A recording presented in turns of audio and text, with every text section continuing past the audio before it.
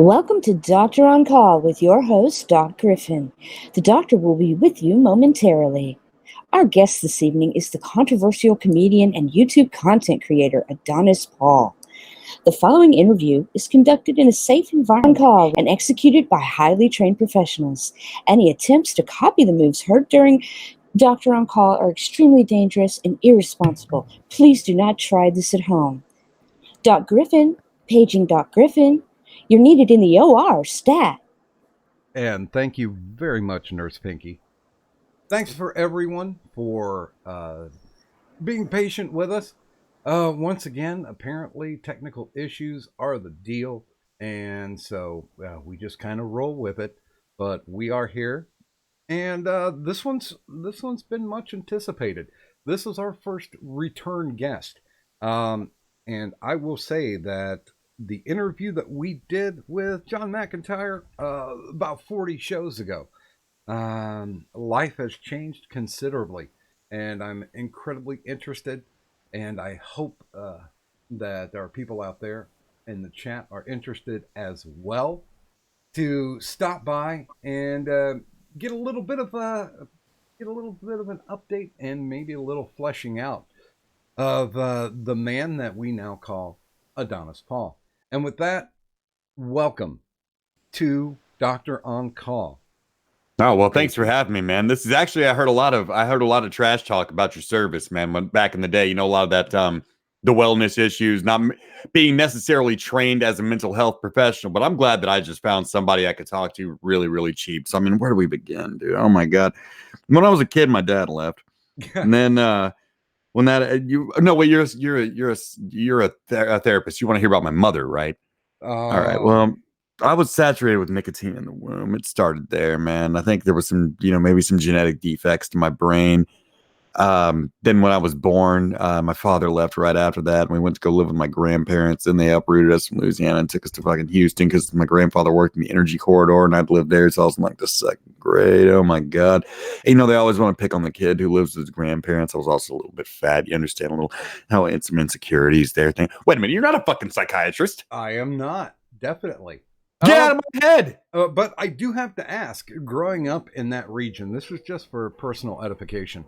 Were you a football fan at all? Well, there's really no way to not be in some capacity a football fan in Texas. You wouldn't have very much to do on a Sunday. Okay, so as far as professional sports team, who was your choice? Who was my choice as a child? The Oilers, 100%. Really? Yeah. Oh, because I didn't know any better, dude. I was a kid in Houston. Everything was Oilers, Oilers, Oilers. So I was just go Oilers. And then they fucking left. Then Bum Phillips and old dipshit picked up and moved to Tennessee. We had to wait to get another football team, and they suck. Oh my God. I never thought I'd see the day. It used to be a joke when San Francisco would play New Orleans, man. Now we're New Orleans, and New Orleans is a championship team. What the fuck happened? Well, at least the one thing that the Titans have going for them is the tragic endings of their quarterbacks. That and a big fat coach who hopefully will be able to end pretty soon. Well, rather an owner. Wow, fuck, I can't remember his name off the top of my head now. That piece of shit. It wasn't McNabb, was? No, it wasn't McNabb. Oh, no. Donovan came there and had a bad end. I can't think of the one who had a really bad end, but that's off the top of my head. They all go out the same way I did, man. Massive heart failure. Yeah, I mean, as long as there's no gangland activity, then if you're a quarterback for the Titans, you stand half a chance. Yeah. Well, then in the NFL, that if you're not an active felon, is the long shot there. God bless Ray Lewis. What I wanted to ask, this is one question that I'm surprised escaped me when we talked the first time. Who would you say you got your sense of humor from? My dad. Even though I didn't talk to him as much maybe as I could. Like, me and my kid are tight. I talk to her every day. Me and my dad would talk. I'd see him 2 or 3 times a year. We'd talk maybe once a month, but I inherited his sense of humor. My grandfather was he went to in Shreveport. He went for a job to be a comic artist at the newspaper, and they ended up putting him as a sports writer. So I get a lot more of my my creativity from my grandfather than I do from my dad, I think. But we have very similar sense of humor, though I'm much edgier than that old fuck. He's a dad joke telling guy, and I'll tell you about, like, I was gonna say fucking your wife, but in this case that'd be my mom, so that wouldn't work. And what was it about his sense of humor? Just boisterous, just loud. I really I hate to hear it coming out of me sometimes because it'll sound, you never want to sound like your dad, but just very, very loud, very boisterous, very surprising when he talks. Like, hey, all very loud. You don't seem like a dad joke guy to me. No, I gotta watch that shit. Like when I'm being dad, I don't tell. My kid told me a great joke. You want to hear it? Sure. She said, she had to whisper it, so I knew it was gonna be bad. She's like, Daddy, I got a joke, and I was like, what's your joke? Tell me. And she goes, what's the difference between a black person and an elevator? An elevator can raise a family. I was like, oh shit, wow, congratulations, my seed. Now I do want to bring something up because your comedic style, I would say, is out there, but not in a bad way.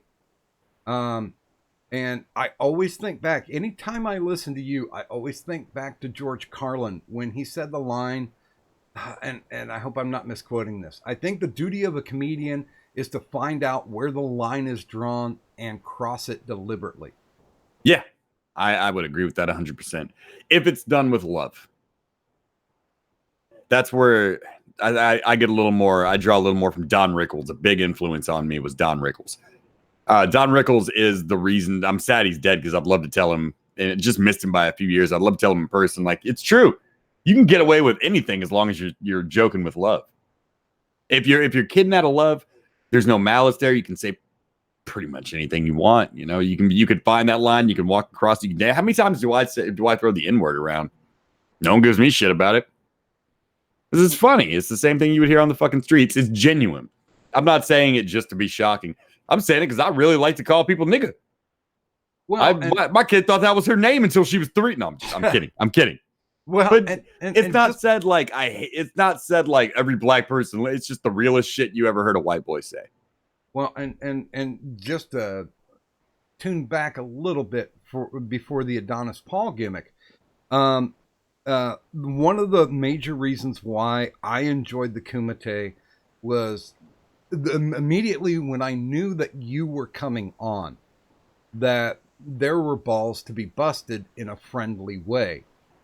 And I am glad, and I've said this behind the scenes, and I'll say it up front, that the belt that's hanging on your wall for Blunt Stream, that belt is retired. That is the symbolism that the IBS is dead. Yep. Because of the fact that you, back in the day, with Carl, and Carl I didn't like. He was an acquired taste. And I got to like him. I got to talk to him behind the scenes a couple times before he decided to go off grid. It was friends in a bar busting each other's balls and see who they could get to go back on their pins. Yes, that's what it was. It was just roasting one another. It was just good times. And then it became something else. It was like the commentary community had no more videos because the election was over. So they had no more videos to sit there and unleash on. So they started biting each other's fucking heads off. And you see the result today, sir. You see the result today. I mean, it was. I never saw at that time it be cannibalistic. And that's what kept it fresh. And that's what kept me coming back to the kumite, was the fact that there were comedians like yourself coming on, and King Carl, God bless him. Once you understood what his gimmick was, you knew right off, and you were waiting. It was kind of like it's kind of like looking at a connect the dots, and going, okay, he's going to go here, then he's going to go here, then he's going to go here, and there's a beautiful picture that's going to be formed. Yeah. My favorite King Carl moment was him versus Andy and Jim. He's the only person to ever make Medicare go, you know what? Let's just call this one a tie, buddy. Like, he didn't even want to get in there with him because it was just, he made Andy. Where I'm sitting here telling Andy, I'm like, Andy, don't play his game. Don't go. He's just, I laughed just thinking about that shit, man. It was, that was a good time. Andy was trying to fight a gimmick, a pure gimmick. Yeah. And now, let's talk a little bit about this because you did stand up, right? Once. Okay. Now, comparatively, because I've done stand up myself, unfortunately, and is there the same rush that you get when you're standing live in front of people where you can see their faces, as opposed to when you're on the internet and you have to wait 20 seconds for the chat to roll up? It's a different rush. I like this better. I think that comedians get kind of the raw end of the stick, live comedians these days. How much are you going to make? For instance, how much are you going to make in a night as a live comedian? Like just a nobody comedian. You might make $20. You might go home with $20 in your pocket. Now, you love comedy. You're doing it to do the comedy, to try to go be on TV or in the movies or on a bigger stage or whatever. I mean, if you're funny on the internet, that, you know, if you can do it instead of 5 minutes for an hour, you come home with $100.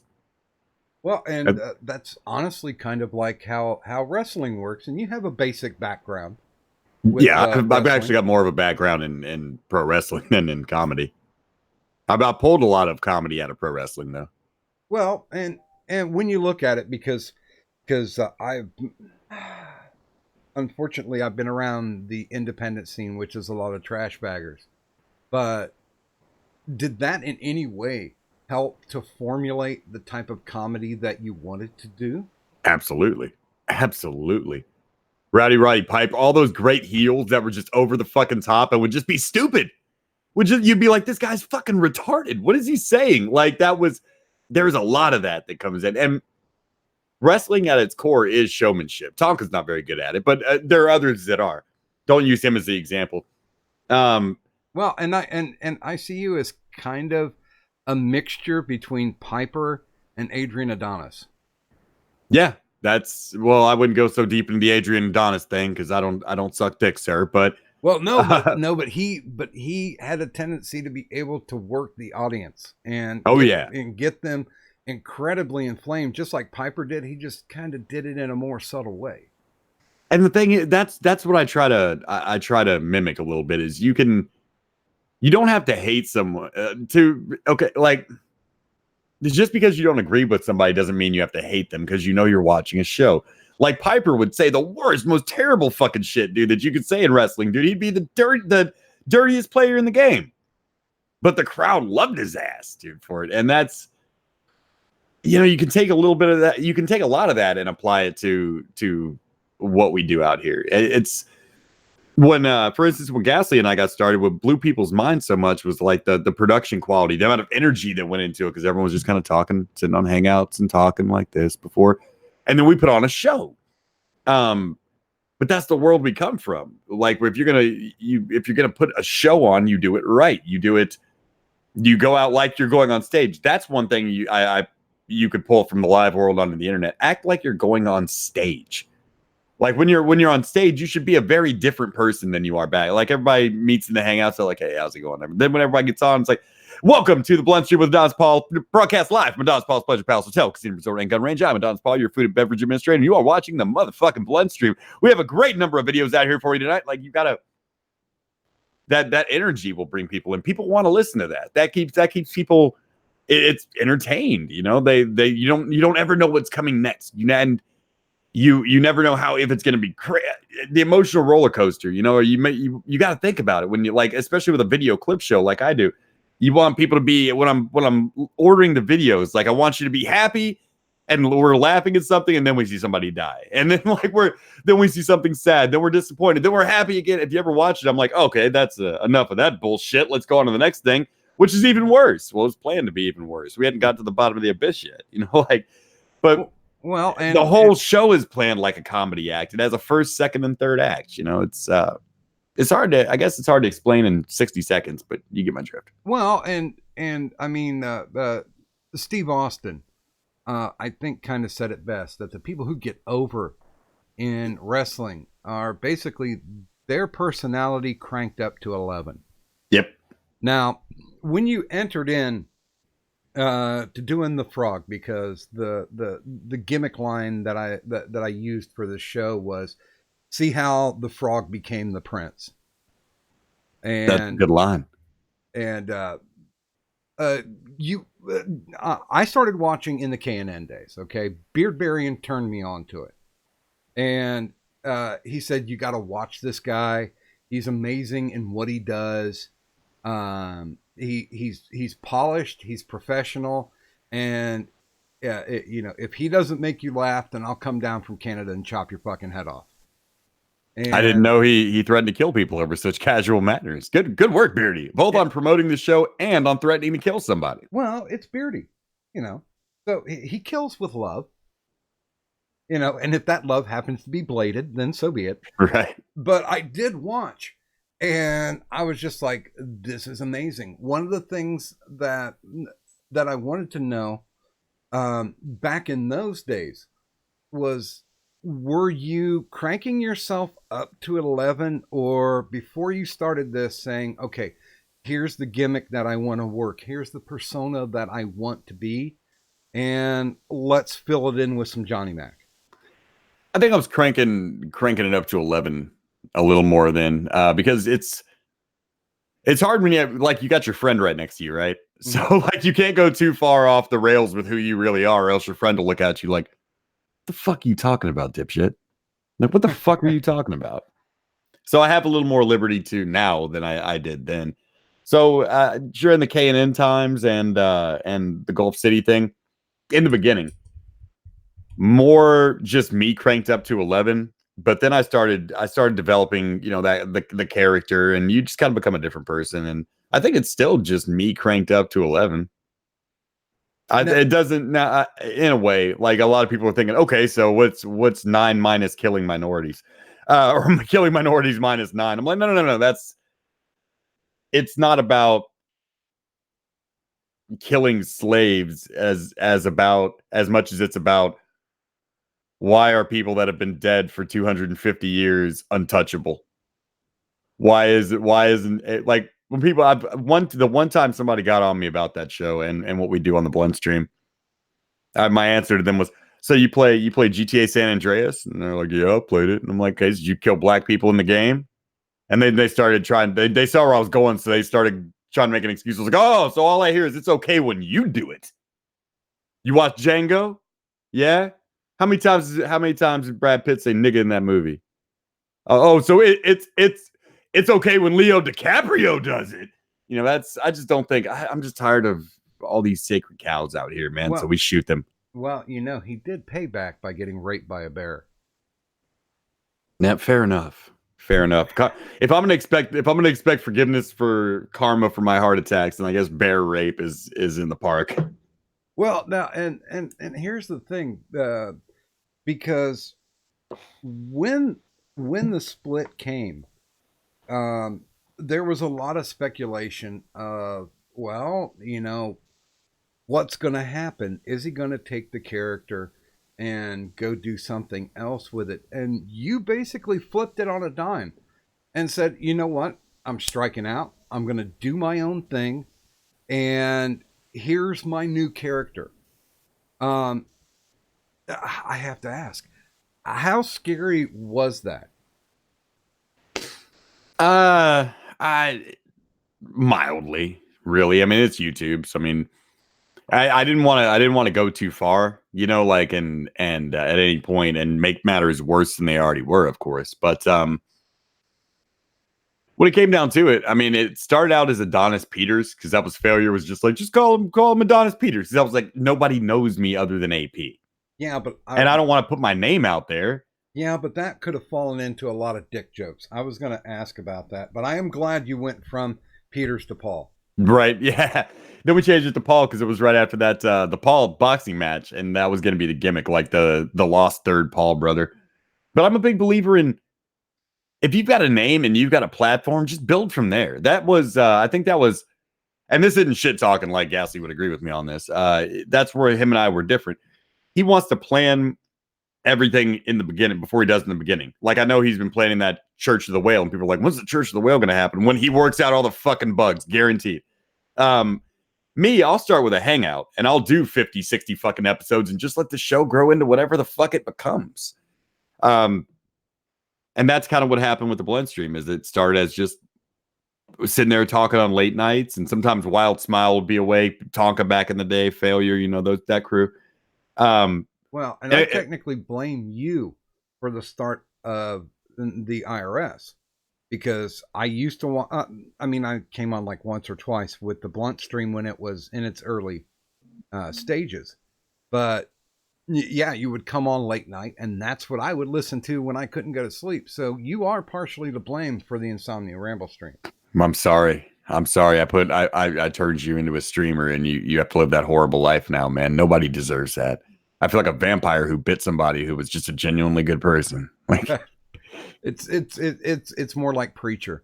I'm just waiting for the white suits to come and wipe us out. Right. Dude, go ahead. No, go right ahead. But yeah, when you're sitting down and you're like, okay, you're being respectful to your past. How do you shape your presence? Where does Los Tejas come from? Los Tejas was a scarier thing, because that started than AP, because anyone can have the initials AP, but there's no. I cannot deny the similarities between Gulf City and Los Tejas. You know what I mean? As far as taking a city and building a city and shit. But Gulf City didn't influence Los Tejas. That's why that was a scary thing, because I'm like, I want to do the casino thing. I've got this great idea, because I saw them Streamlabs. I love going to casinos. Not that I get to do it too much. It's illegal in my state, but I love it. And I love the movie Casino. So the more I looked at AP, I was like, this is fucking Ace Rothstein, just not a Jew. You know, this is like if Frankie Avalon owned a casino and then just became a coked out whoring bastard, you know? Well, but that's the thing. The similarities end in city building. It's all Sims at that point.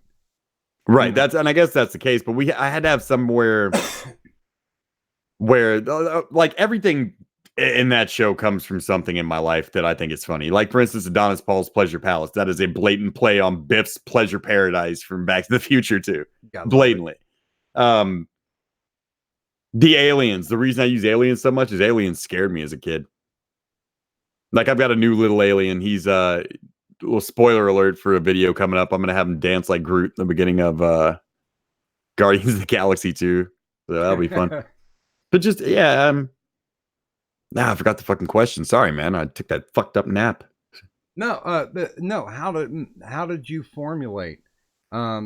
Because we'll state the obvious. It happened show by show. The difference between Los Tejas and Gulf City, there is a great wide expanse for it. What was your kernel? How did you plant the seed? How did you grow the tree that became Los Tejas? Carson, started with Carson. I just wanted a late night show. I've done that since the D&B podcast, the Drugs and Booze podcast out there, not that other one that had pedophiles and shit associated with it. The Blunt Stream. I just wanted a late night show. I've always liked Carson, and to a lesser extent Leno, to a greater extent Letterman, to a similar extent Conan, to no extent at all Kevin. But we just don't say Jimmy Fallon. I was avoiding Fallon. And from there, it just grew. Like, you know, when I started, after I got out the hospital, I wanted to, the first time, I don't know if anyone noticed, but the Blunt Stream changed pretty severely. It went from being from the gimmick where I was in Tonka's basement or whatever, to where I was in Los Tejas. And once we got to Los Tejas, I started doing more Space Ghost coast to coast shit. But the challenge of it was, how do you do it live? Yeah. Like, how do you do a cutaway to Pablo live? How do you kill something on command live? That's what made it interesting. Well, and we'll definitely get into the tech of it, because I'm curious about that too. It's easier than you think, man. I'm old, so no. I'm using technology from our time. You'd be surprised, man. You'd be try when I tell you how it's done here in a minute. It's so easy. I'm surprised everyone's not doing it. But here's the amazing thing. I mean, I'm still a fan of Gulf City. I'm very much a fan of Las Tejas. And the way that they're presented, even though it may have the same foundation of build a city and then go from there, they are two distinctly different things. Oh yeah, they're different creatures. I just that was the only thing that rubbed me the kind of like in the conceptual phase was I was like I just left an IP where the whole thing was centered around a fictional city, and I don't know if another fictional city that's like leaving NWA than making you the first song you make is called Straight Out of South Central, you know, like just a little too similar. But that is where the similarities end. I mean, I'm not trying to get it in its current inception off YouTube. So that's really where a lot of the big decision making is going to be different between myself and the Gulf City staff. Is like they're trying to get on TV. Well, I'm trying to make extra money and have a good time while I'm living my like. I'm not really interested in leaving this platform or anything. Well, and my conception of the whole deal is the fact that, okay, you guys are creating cartoons, let's just say, or you're creating some type of entertainment. It could be a dramedy, you know, anything like that. You're basically starting from the same foundation, but that doesn't mean that every cartoon that comes after you, every dramedy that comes after you is called derivative, because you are definitely doing your own thing. Now, when you get to producing shows, do you have a blatant consciousness in the back of your head saying something like, okay, this was something that was done in the previous life, I don't want to do that here? Yeah, you got to be very careful not to do that, because we are both me and Gasly are very similar. We grew up together, and that was where I started on YouTube. It was K&N, Gulf City, then here. So I'm pretty careful not to bite. For instance, I've got other characters and shit. I'm working on a edited, a little more sanitized cartoon right now that hopefully I'm gonna put it on the Adonis Paul's Pleasure Palace channel, the new channel, and start a channel that's not so marked. But yeah, you gotta be very careful not to go back to biting off old shit, because a lot of those Gulf City jokes, those are regular everyday jokes that were turned into cartoons. Well, and the whole thing with the blue whale is when I left, when I went and investigated Mormonism at one point, not like seriously, just because I was dating a Mormon girl and I was like, let me go to your fucking church. She's like, oh yes, please come to church. And so right after that, I was so sick of religion after 3 days going to an LDS church, because their church is like 5 hours long. Oh God. I was like, fuck it. I'm just gonna worship the blue whale. And you know, guys like, why the fucking what's the deal with the blue whale? And I'm like, my nigga, it's the biggest, strongest fucking thing on the planet, son. That's the most logical thing to worship. What are you, a sucker? And then we started, and then all the justifications for why, that's where it all came from. Working and being at work and trying to justify why, like, the whale. I've been down with the religion of the fucking whale since before anybody else knew about it. I invented it, nigga. Well, now, for those in the chat who are not familiar with AP, and I don't see why you wouldn't be, down in the descriptor are the links to his Twitter and also to the YouTubes. My stuff's down there too, but we will say at the bottom of the hour, we will be taking your questions. So please feel free and have those thoughts in mind. And when we get there, I will ask them, and we will answer some questions from the chat. I can't wait. My brain fog is finally starting to lift from taking an impromptu afternoon nap, because I work so fucking hard, right? Al? Oh, shit. Now you guys know I'm on the default ringtone. This is very important. I take a moment. Terribly sorry. Yeah, can I take a moment? Yeah, take a moment. And for those who actually go down to the descriptor, there is also something I have down there called the prescription for additional entertainment. These are people that I like, that I enjoy, that I watch. And they put out great content, but they may not have those likes. They may not have those subs. And they are truly, if not already gems, diamonds in the rough. I do suggest to take a look at them. When you're done with this, if you're bored, there's nothing else on, click on those links. Because there is a lot of really good talent out there. There are a lot of people doing good things, going their own way, and not being MIG about it. My apologies, but yes, MGTOW, fucking women out there riding the cock carousel, want to come home. Now you fucking 40 years old, you got 3 cats, nobody fucking loves you, and you never. Now it's all the man's problem. Now it's all that the patriarchy's holding you down. Not that you spent all of your fucking time in your 20s and 30s being a miserable bitch, ragging on men. That has nothing to do with the fact why you're so fucking miserable right now, does it? Does it, bitch? No. I'm back, Daddy. No. And I do want to make sure and get this plug out because he's a great guy and puts on a good show about music. After the show's done, Full Metal Pickle will be running on his channel. He'll throw a link out when we get closer to the end. But yeah, take the time. There are a lot of good people out there. Just because somebody has 7 million subs does not mean that they put out great content. Oh no. It does not mean that at all. There are people out there with less than 100,000 subs that aren't going out boulder exploring that deserve your time and deserve the watch. So I will say the prescriptions for additional entertainment, hopefully you might click on 1 or 2 of them. But I tell you what, let's get back to it.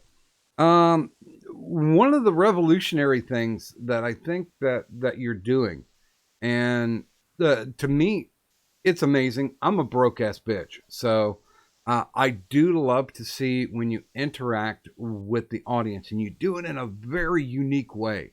Not only do you, pull up the chat and talk to them, but with the slots that you run, I think that's an amazing gimmick. Can you go into a little bit how you developed that and how you thought that was, a good direction for you to go in? Well, it started with the old Roman tradition of thumbs up and thumbs down. It was just going to be a coin flip. And I was going to just animate a coin and make it flip. And we're going to give thumbs up or thumbs down on killing these fucking bastards on my show. It just started with Pablo. Pablo was the first. Excuse me. Got a little upper respiratory infection. Pablo was the first. But then I realized how it's on random. You can set everything in Streamlabs to random. Then that took my mind to roulette. How do you play roulette on the internet? And then it hit me that I'm like, shit. Well, we could just do slot machines and then kill these motherfuckers. And it started with I think Pablo and the Arab and maybe the devil. I'm not sure how that we had 3 or 4 already when the slot machine started. But I thought the slaves were the third one. But the slaves were the second one. Yeah, the slaves were in there too. Clan of Dusty and the slaves, which I've got to figure out something to do with them. Because it just keeps getting more and more extreme. Now, when you come, people are like, "No, come up with new kills," and I'm like, "I can't with the slave. We're down to hanging his ass." I'm like, anything else, I'll really get thrown off the platform. It just seemed like the logical thing to do with something you could set to random, And people were donating, and I'm so grateful when people do donate. No shit, it humbles me even for $1. And I want to do something that was fun for the audience. I've always wanted something else. I wanted a late night show. I've always wanted to run a game show. And this kind of put that game show element into it. And it fit hand in hand with the casino gimmick. And people love it. Even if no matter how many times they've seen Hank Hill kill Donga with a bottle of Strickland propane, they want to see it again, man. Well, and that's something I'm thinking about doing more of is interjecting people that piss me off in life into that show. But that is an amazing gimmick. I ghost a shit ton of small channels and big channels. And the interactivity that you have with Los Tejas seems to be off the chart. And was that something that you stumbled into, saying, "Oh well, shit, I guess this gimmick's working. Let's go ahead and Ric Flair it," or did you? Was it an organic growth? Organic. It was all like I said. I'm a big believer in just start a show. People ask me all the time. There's a lot of people that come to me for advice on OBS or how to get started. I'm like, just start, just talk. Make the show you want to fucking make, man. Make it something you would fucking watch afterwards. That's really the big goal there. And I will say that one of the most amazing setups, one of the big guys that I go to as far as tech is Magog. He does some amazing shit with his side quest stuff. But because of course it's basically a known thing that you were more the talent to Golf City than the tech, but you were aware of the tech. How we switch and incorporate. We come from the same place, so it's just we both know how to use character animator, Photoshop, Illustrator, Premiere, After Effects. We both learned that over the course of the years doing production work and trying doing our own things.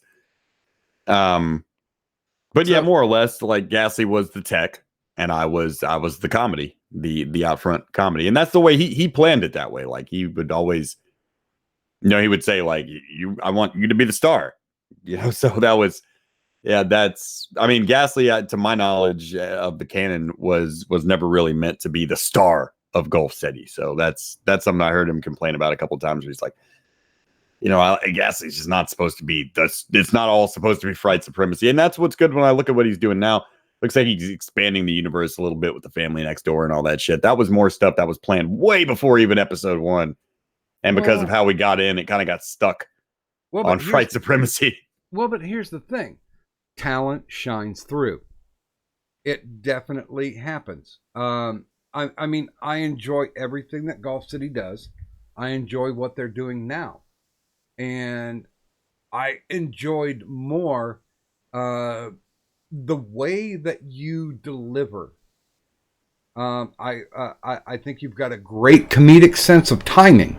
And I think that's one of the things where, and I'll say this up front, even with the split, people have the ability to be fans of the Blunt stream as well as Golf City.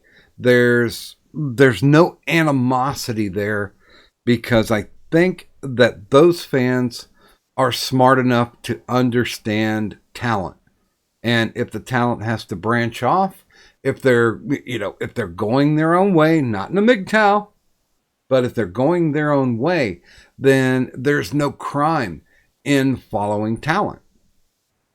It just, not everything has to be a war. It's like, does every breakup with a girlfriend you've had ever had to be a war afterwards? The best ones are the ones that aren't. You still get to fuck them later. And that's something that IBS brought in.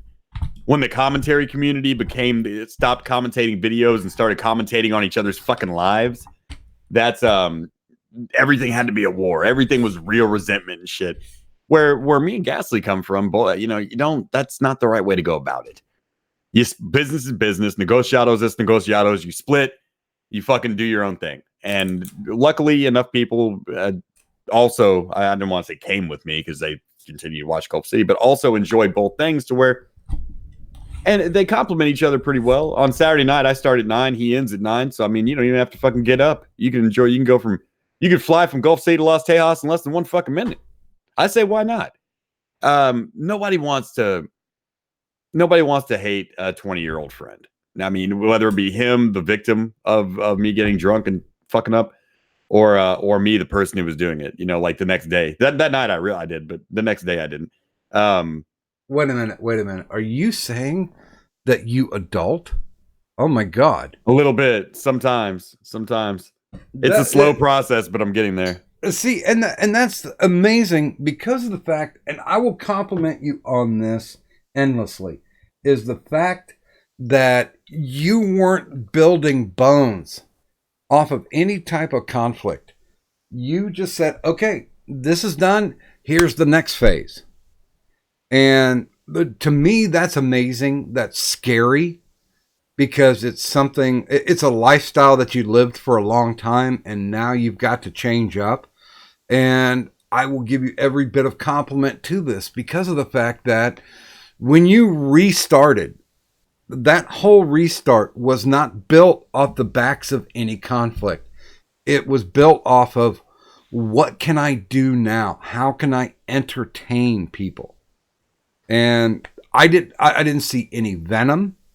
I didn't see any type of animosity. I didn't see you building drama from what had come before. And I think that's an amazing compliment to not only your talent and your skill. I appreciate that. Thank you. That is 100% a great compliment. And now, when I get into it, I've had a couple DMs saying, "Oh my God, how can you interview this guy again? Because he does so many things that are racist." And once again, I fall back to that George Carlin quote. And I did want to ask, because of course, Carlin, for those who tuned in late, said, "I think it's the duty of the comedian to find out where the line is drawn and cross it deliberately." Where do you see yourself as far as, do you have, I should ask this way, do you have a line that you don't feel you should cross? Yeah, I've hit that line before. Now I do it comedically. For instance, the kill where I just drop the slave and hang the slave, and I have to stop the show and go, "No, stop!" That is the line. We don't go any further with the slaves than that. Like, I wouldn't. Well, I guess I would have Clandestine put up a cross and burn it. But that, despite, I think that's a little better than hanging. Actually, yeah, there's a line, man. With you, it's going back to Carlin. With me, it's going back to Rickles. When is it not being done with love? When are you maliciously trying to hurt people? If you're just trying to make people laugh, there's no harm to that shit. If you're being honest, there's no harm to it. Yeah, I've said some stuff that could be construed as racist, but can racism and truth exist in the same place?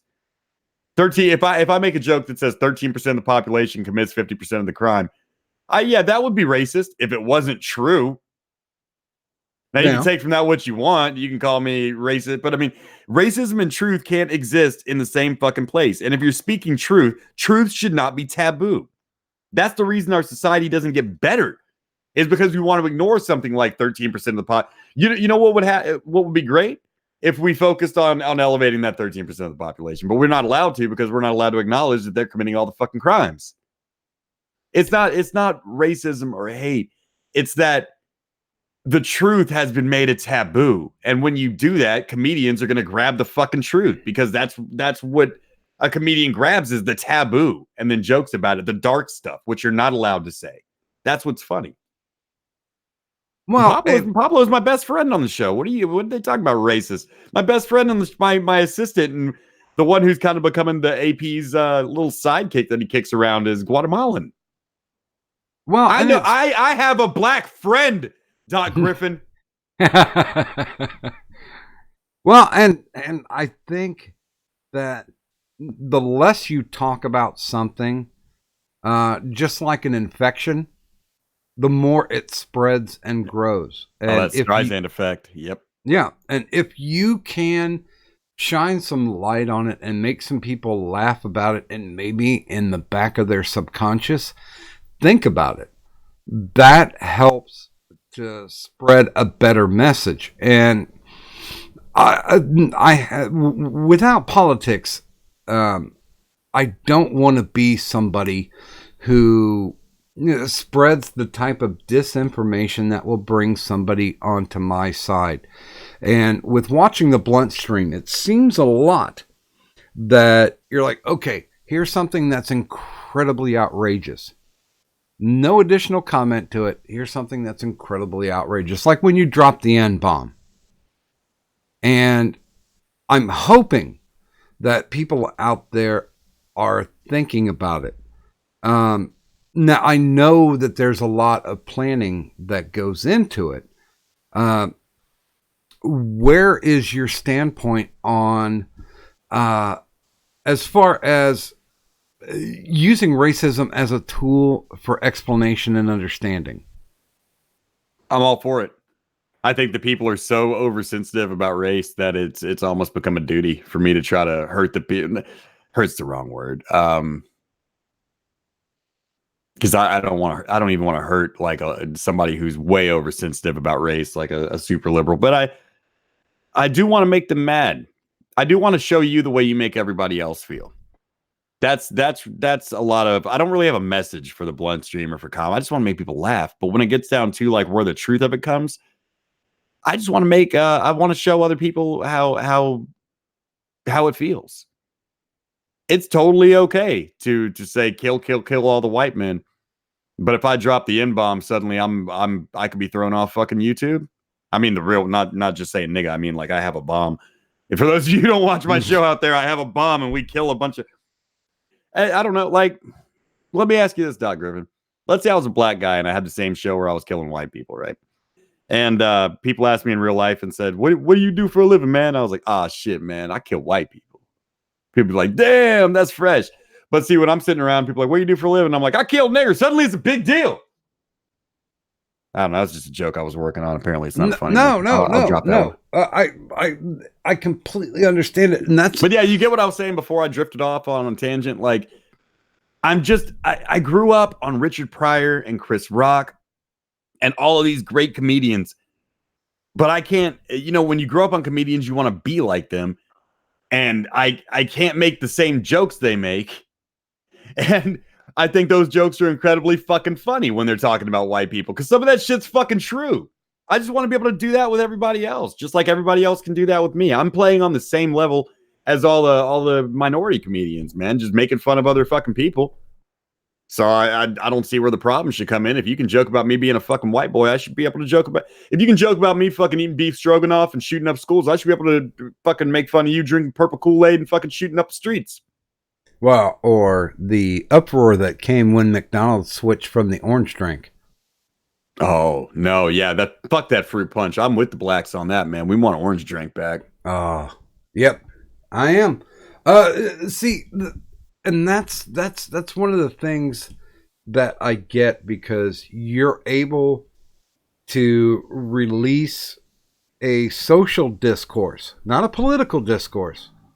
This is not focused on a person or a political party, but you release a social discourse that allows people to talk and think, because you have a very lively chat. And that's one of the things that I enjoy when I watch different people do their streams. Let's see what they're saying in the chat. I mean, if they're doing the oh goy kind of shit, you know that they're a bunch of sheeples. But if you're watching somebody who makes an issue out of having comedy about one of the most taboo things, and I will say this up front, I think one of the most taboo things right now in society is racism, because most people don't know what racism is, and exactly. A lot of people spend a lot of time trying to tell you what racism is. If you leave it there, if you lay it down and say make your own decision, then that's what causes the social discourse. That's what causes maybe even a little political discourse. I think you do that just as well as anyone else out there. You don't have to be a Ben Shapiro. And I think you're doing it in the right way. Have you ever felt that your comedy is actually making a point that's actually making people think? Well, I know that people say, I know that a great number of white people around me call everybody nigga now. And that has to do with my influence. And I'm glad to take part in that and to be able to claim that. I don't think it makes people think. And if it does, it's not engineered to. It's engineered to make you laugh. Very rarely do I go out there with I want to influence people. I want you to think the way I do at the end. I'm trying to convince you in many cases, but I don't go out there like there's some great overreaching point that's doing some good for society, man. I just believe in making people laugh. I just want us all to play on the same field, and have some good times. It's very rare on the internet right now to catch a show where people are just laughing, having a good fucking time, just being completely fucking outrageous where there's really no rules. You can say whatever you want. You can do whatever you want. We can kill this guy. We can kill this guy and run this motherfucker over with a truck. Let's watch a video of a naked woman getting squished by a piano, getting dropped from a building. Like, it's when we were younger, we had to sneak around to watch this shit. Like, there was like the Faces of Death videos you pick up from like a record store, not even in my time, a CD warehouse or something. That's my time. But you get what I'm saying, man. Like, as far as in politics, the middle ground is the smartest place to be. In entertainment, that's the most boring place to be, man. Go to the fringe. Go all the way take it to the fucking abyss. Who cares? It's just words. Well, and if you don't have the ability to laugh at yourself or to at least find irony in the things that people are saying counter to what you believe, it doesn't feel like you're thinking. Well, I'm usually not. That's one of the bigger problems with the show lately. I'm trying to become a better host because it's gotten to this thing where my gimmick is to talk real fast and always have something to say. Like, Casey Kasem, be on the radio right now. Keep your mouth running. There's a skill to being able to think while your mouth runs. Mm-hmm. And I'm still kind of developing that, but it goes so fast that sometimes I just let shit fly without thinking. Well, better than dead air because it's miserable. I've said something. What was I saying on the show the other day? We were talking about guns, and I was talking about wanting a compact, and I was talking real fucking fast, so I started using when it comes to guns, CP means compact, right? Yeah. But when it comes to the internet, CP means child pornography. So that, because I wasn't thinking that conversation got very weird very quick. Yeah. Well, so don't always think. Sometimes back myself into a fucking corner where I say something dumb, but that's why on the show though, there's not one show that goes by where I don't tell the audience you are smarter than me. And that there's something I do believe in. There's something that's like a cornerstone of what I do, is making sure that the audience knows you are smarter and better than me. If you say you're a dumb scumbag and people find out you're kind of a cool guy, that's a pleasant surprise. Well, let's take Tonka, for instance, on the other side of the coin. When you say you're a badass and you're awesome and you're a genius and people find out you're a full of shit, dumbass nobody from fucking South Alabama, that's a disappointment. So I believe in you asked about some shit that's like foundational to my comedy. Mm-hmm. Always approaching the audience from the level where they're smarter and better than you. Yeah. Be dumber. Don't ever play like you're smarter than you are. If you're going to play anything, play that you're dumber than you are. That's actually the smart move. Ironically. Never think that there isn't anyone out there who has the ability to expand your consciousness. Everyone out there has the ability, man. You ever do DMT? Oh, stop it. Get some Rogan shit. God damn it. I turn off Rogan the moment he says DMT. I'm like, it could be 15 DMT, minutes. Man? It could be an hour in. The moment he mentions DMT, I'm like, all right, fucker, I'm done with you.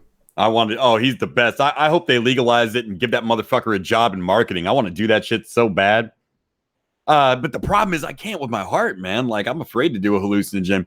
The last time I did a strong hallucinogen that wasn't LSD or mushrooms, I took one big hit of Salvia divinorum. Oh, God. I thought it was 100x too, and I thought it was just like fake weed. So I'm holding it. I took a big hit and held it in. Oh no.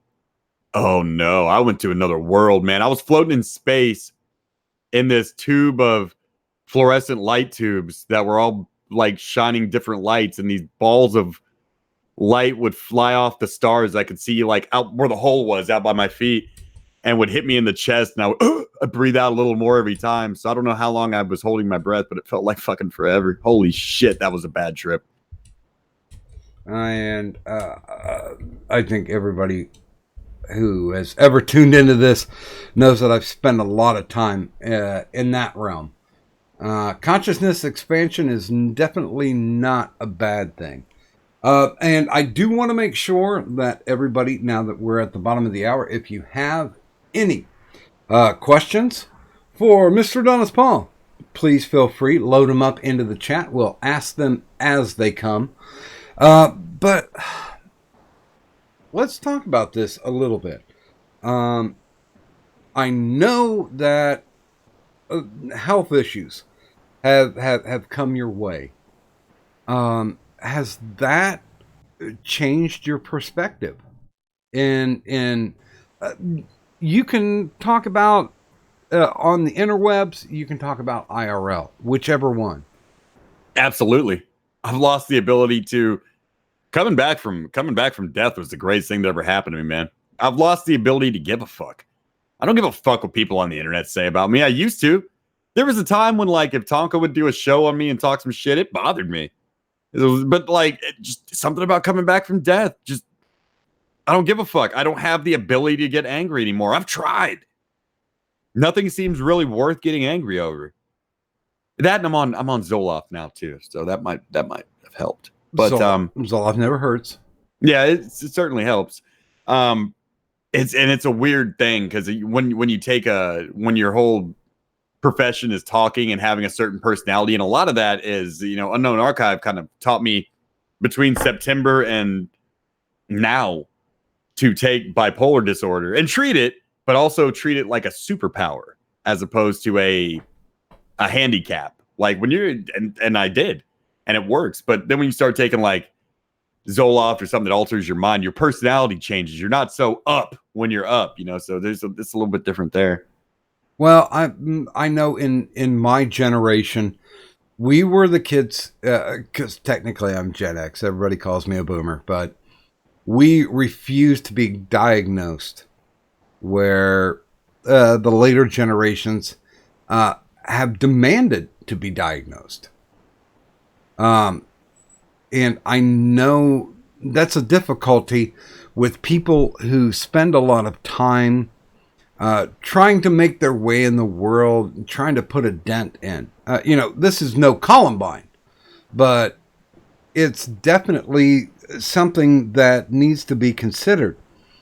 Did you feel that you needed to make more of an impact IRL or more of an impact with the interwebs?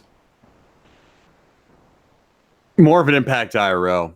And here's something Tonka said that was smart back in the day in some of our private conversations. And yeah, I always believe in giving credit where credit's due. I learned that from the martial arts. Even if you hate somebody, you give them credit when credit's due. Tonka said, even with Frank Tonka. Dukes? What's that? Even with Frank Dukes? Even with Frank Dukes. If he ever says something fucking smart, I'll give him credit for it. I'm at a loss for anything he's ever said that was brilliant. They couldn't even, that dude Tanaka wasn't even in the fucking country. But anyway, we'll tell you, you've seen the Frank Dukes doc at this point. Oh yeah. Fuck. Well, oh yeah, give credit where credit's due. The internet's supposed to be the sprinkles on the sundae of life, not the ice cream. If your life was an ice cream sundae, the internet's supposed to be the sprinkles, not the ice cream. And that comes from Tonka, and that was very wise. And I kind of took that to heart. So I felt like I needed to do more stuff IRL. I used to go out and party, and again, I'm 38 now, but it was like when I was 35 when I started the internet or the YouTubes and everything. So maybe I just partied more back then, but I always had like a story to tell. I always was out talking to people. That's where comedy comes from. You go and interact with people. You tell a good fucking story. You tell a joke when you're talking about something. You remember it. You type it down on your phone. Then you go make a bit out of it. Mm-hmm. It doesn't happen when you're just sitting by yourself all the fucking time. Yeah.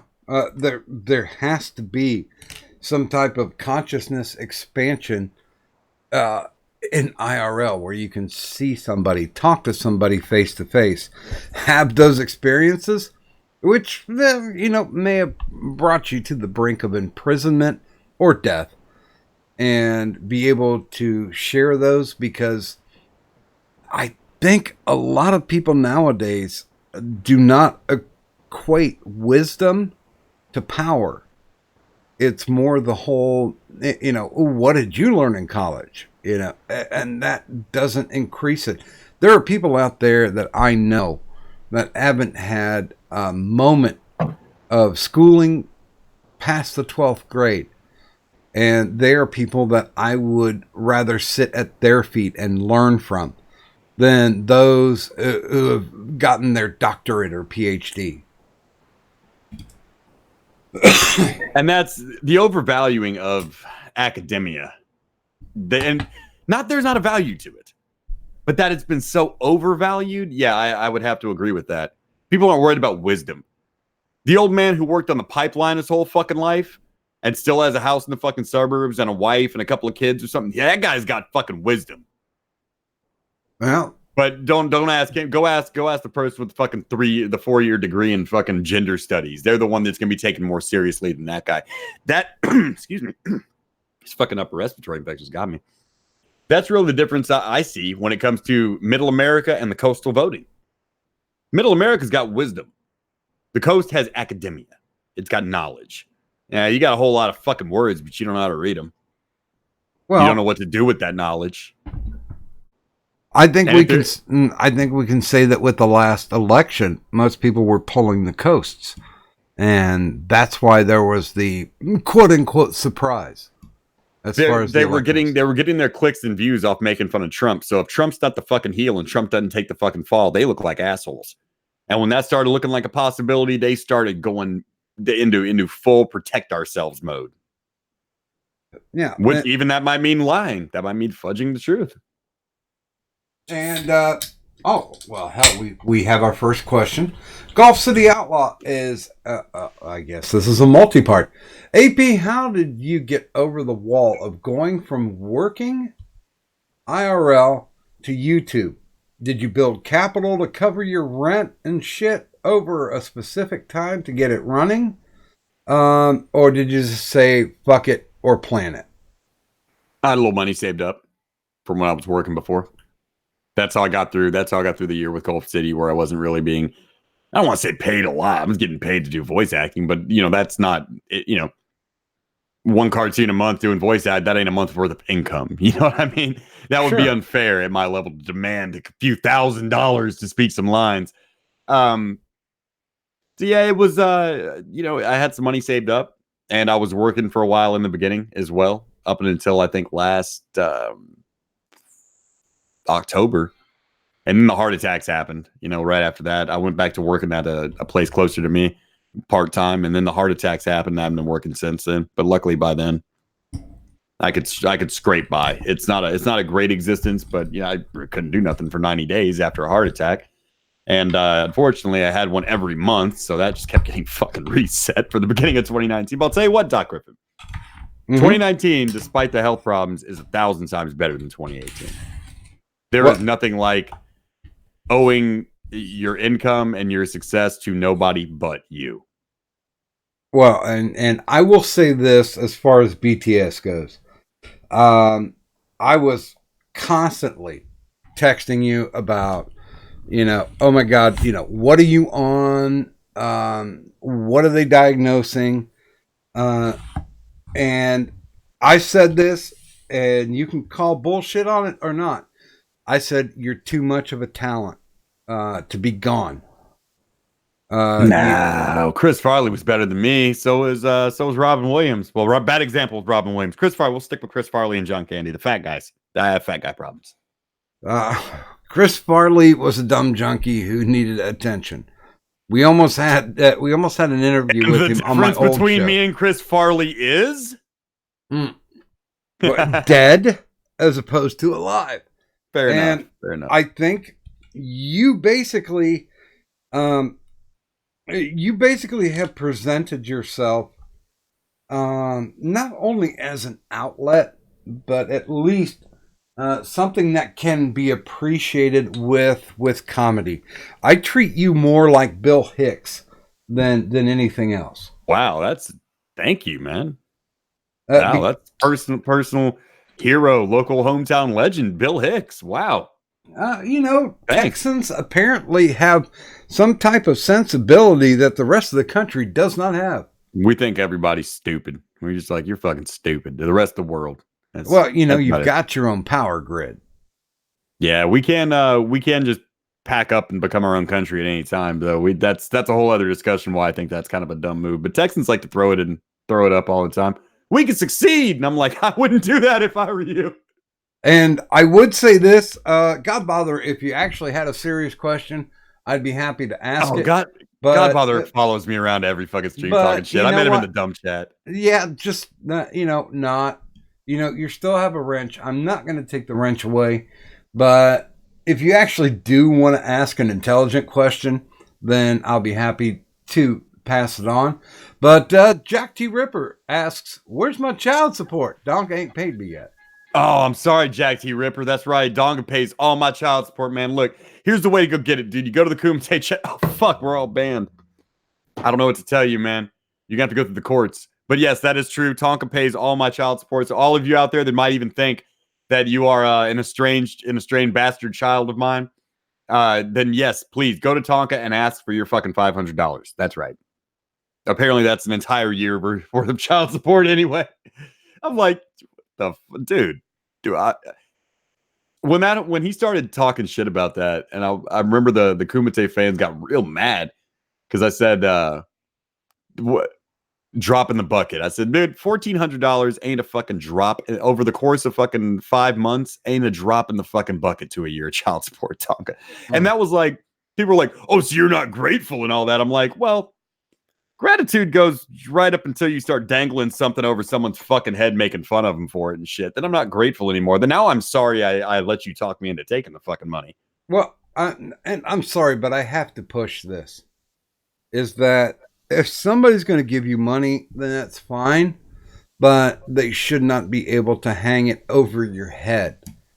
Well, if I was not the decent person that Tonka knows I am, otherwise he wouldn't talk all that shit. I have a bunch of text messages from like February, where I mean we're calling each other faggots and shit and talking a bunch of shit, and then he says something like I said, man, I've never not been grateful for you giving me that money, man. I tried to talk you out of it, but you still did. I'm grateful for it, man. Thank you. And he goes, I'm not, and nor will I ever be sorry I did it.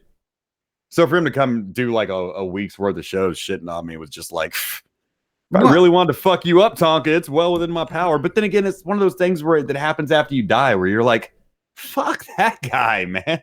Is like, it's like Marty McFly in the end of fucking Back to the Future, where it's like, he's an asshole. He doesn't want to fight with Biff Tannen. Well, it's the whole Frozen thing, man. Just let it go at this point. I mean, I had people who supported me to get an upgrade when my computer was on its last fucking legs. And I'm hoping that the content that I'm providing right now with Dr. On Call and IRS, I'm hoping that they feel that that was money well spent. And that's the best I can do. But I've never had a single person try to hang it over my head and prove that they're the better person because they gave me money. Jack T. Ripper in the chat donated more in one donation at one point than Tonka donated over the course of 6 fucking months that I was working on his fucking show. So for Tonka to pick up before Jack T. Ripper picks up and start talking fucking shit, when Jack starts talking shit, open the floodgates, everybody. But until then, Tonka, I'm sorry, man. That's just a shit move. And it's not about, like, if you were mad about it, you should have said something in the year that came prior, not just in January. And that was his story, was AP's just mad I didn't give him more. And I'm like, really? I just suddenly got mad out of the blue about that on January the 19th, 2019. What a coincidence. What else might have happened that day that would expose you as a fucking fraud and a liar and someone that had lied to me for a fucking year, or I wouldn't want to fuck with you anymore? You sure it's about the money? There was nothing else going on that day, Tonka? Nothing else? Maybe a Knox? Nothing else? So yeah, dude, that's why I don't worry about that guy. I'm like, dude, you're so... Well, I'm going to have to step in and say that I followed Tonka over from Grapple Vision.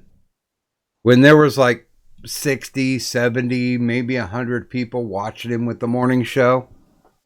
And he blew up because of 2 factors. One, because Andy Worski started promoting him. Right. And 2, because AP came on as the champion of IBS. And I have to disagree about 2. I think he got a lot of his heat from the Kraut situation. And then the New Year's stream that he did, where they had Destiny on, that's where a lot of his heat came from. But I can't say that because of the fact that continued viewership, Worski brought them over, but you entertained them. I can kind of agree with that. Tonka he's one of those hosts that the talent surrounds him. He's not the talent. The talent works on the show with that guy. Well, so that's why they're fucked now, because there's nobody with any talent who'll even go on. Well, and I'll say that because of the fact that I'm having the same thing with IRS. When Cadunt is not on the Insomnia Ramble stream, it's less of a show. You want a tip to cure that? Okay. When I did the DMB podcast, and I was like when I first started that shit, and when I first started the Blunt stream again, commit to doing 2 weeks of shows by yourself, no guests. And people that have watched the DM, for a long time will remember that. Where I did 2 weeks of shows, and on the old DMB podcast, I would always have a guest on the last 30 minutes, whether it be Warski or somebody else. But see, the thing is that she turns me. She makes it a lot of fun for me to be there because she's bouncer bodyguard and just completely unrestrained. Because I normally play cool. If somebody fucks with me, I will contact them in DMs and say, listen, bad move. You fucked with me. Let's not let this happen again. And she's just completely unfiltered where I am not. And that's where I find a lot of the joy in the Insomnia Ramble stream. I mean, you've been around for some of the streams where it's just people sitting back having a good time talking. Yeah, it was a good time, man. I've always enjoyed going on those. They're a little late for me now. You're a DocGriffon. I take carvedilol and astervatin at 10 p.m. So there's no amount of staying up for the Insomnia stream for me anymore. But yeah, I mean, and that's completely fine. It is definitely a different air, and that's one of the things where I'll watch Gulf City and I'll watch the Blunt stream, and there are two different types of entertainment that I get from it, and I don't think that there is anything wrong with that. No. And I think that people out there need to be able to make sure that there are no lines drawn, that this is entertainment, and you need to have fun with it. And only a couple people drew those lines, really, that I remember. Yeah, I don't see a lot of people doing that.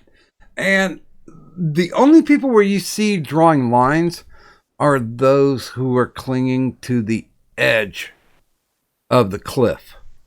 That there are people who are like, oh shit, I'm losing subs, I'm losing those big donos.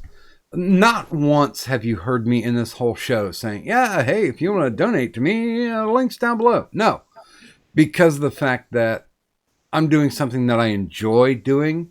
And I think you can correct me if I'm wrong on this, that you are doing something that you enjoy. Sure, it may be profitable to you, but in the end run, it's something that you're getting something out of, not from just bucks, but from creative potential. Absolutely. There was there's no denying the fact that I pay my bills with Streamlabs, but if you don't love what you're doing, especially when you're talking on a mic, people can hear that shit. And it was getting there. That's why a couple weeks ago I almost just quit entirely and just had to realign my whole perception to it, where it became too much about the money. And when it becomes about the money, and it becomes about stress, it becomes about being there at a certain time to do a certain fucking thing. And then you're watching reruns. Mm-hmm. Whether I have new videos or not, you're watching fucking reruns. And there were a couple of my shows and there are people out there right now, Irate Prostate, Leaf, that can both tell it, confirm. Yeah, I've said to both of them before, like, I just feel like I'm doing fucking reruns, man, to make money. And I don't want to do that. Like the last couple shows I've done have been a lot better. Like, I've tried to just not give a fuck, just have fun with it, and make the show. That's really the bottom line, man. I make a show that I like to watch. Like, it's not even out of arrogance that I watch it afterwards. I like to watch it. When I'm working 4 screens and I'm bouncing from to the left to the right, I don't get to enjoy it when I'm doing it. But afterwards, I'll watch that show 2 or 3 fucking times. My show is my favorite fucking show. And if you can create something where your show is your favorite fucking show, then you're doing something right. Whether other people like it or not, you're gonna love the shit out of what you do. Well, and tell me, what's your biggest critique about you? I've I get nervous, and I'll have short-term memory problems where I'll forget what the fuck I'm talking about because I'm talking so fast and I'm working so many things and I'm nervous and I've got other things on my mind. It's happened a couple times with us. It's just something I got to work on. Well, I don't want to. I don't want to. I don't want the racial humor to be all of my humor, and I don't mean that it's not funny. I'm gonna keep doing what the fuck I do, but it's also kind of cheap heat. And so I've been trying to practice being funny while talking about, I guess you could say, mainstream shit. But it's not about changing the show. It's about being a funnier person. It's about learning more. I should be able to joke about fucking anything. Dual Wield asks, "Where's the blunt at?" Oh shit, man! It's on the way. It should be here a little after 9 o'clock for me, dude. But I mean, if you want to make your way out to fucking a couple hours north of Houston, man, find your way to my land. We can smoke that shit. Come on. Shirley Pro. I say land. I have a quarter acre in a subdivision. It's not really. You can get it. You can find it pretty easy, dude. Shirley Prostejas asks, "What's AP's thought on selling merchandise as an extra income stream? Is it worth the hassle?" I have merch PTSD from Gulf City, and I have. I'm not going to go into details, but I have kind of a resentment against merchandise. It's nothing Ghastly did. It's like for real. It is my own feeling. I don't want to sell merch. People ask for it, and I'm like, man, just enjoy the show, bro. Like the show, like you can just enjoy the show for free. You don't have to buy merch. Like it's cool. When you start selling merch, a lot of work goes into it, and a lot of it. I don't want to say it feels like it's cheapening because I don't have a lot of morals, but I'm ethically bankrupt. Something about it doesn't feel right with Las Tejas. It was a huge part of Gulf City, and something about it that I can't put my finger on. If you can't tell right now, because I can't explain myself properly. Something just doesn't feel right about it. And I mean, I thought about it like just even like little like polo shirts that have Adonis Paul's Pleasure Palace on the fucking emblem right there. Or poker chips. There's I can sell poker chip and card sets for the Pleasure Palace. Excuse me. All that shit is on the table, and I've thought about it. But the thing about selling merch is you're going to be, unless you buy it all ahead of time and have it printed, you're going to be drop shipping that shit. And if you're using a printer to do it, you're going to make like maybe $1 or $2 a t-shirt. What I was going to do with the chips is I was going to buy in bulk, have them made, and buy a bunch of them out of China. I used to do wholesaling and e-commerce for companies. That's why I do have some hookups to like hookups. AliExpress ain't a hookup, but still some Chinese manufacturers to make shit like that. It doesn't sit right with me, Doc. I feel like if you're liking the show, throw some dollars down at the fucking show, man. And if the people really, really, really wanted it, I guess I'd make it. But something about it doesn't feel right, dude. Dude, talk to me. I've made upwards of $40 with bootleg Medicare merchandise. Ooh, I would make you some shit. Well, you better be making Jim his 10%, sir.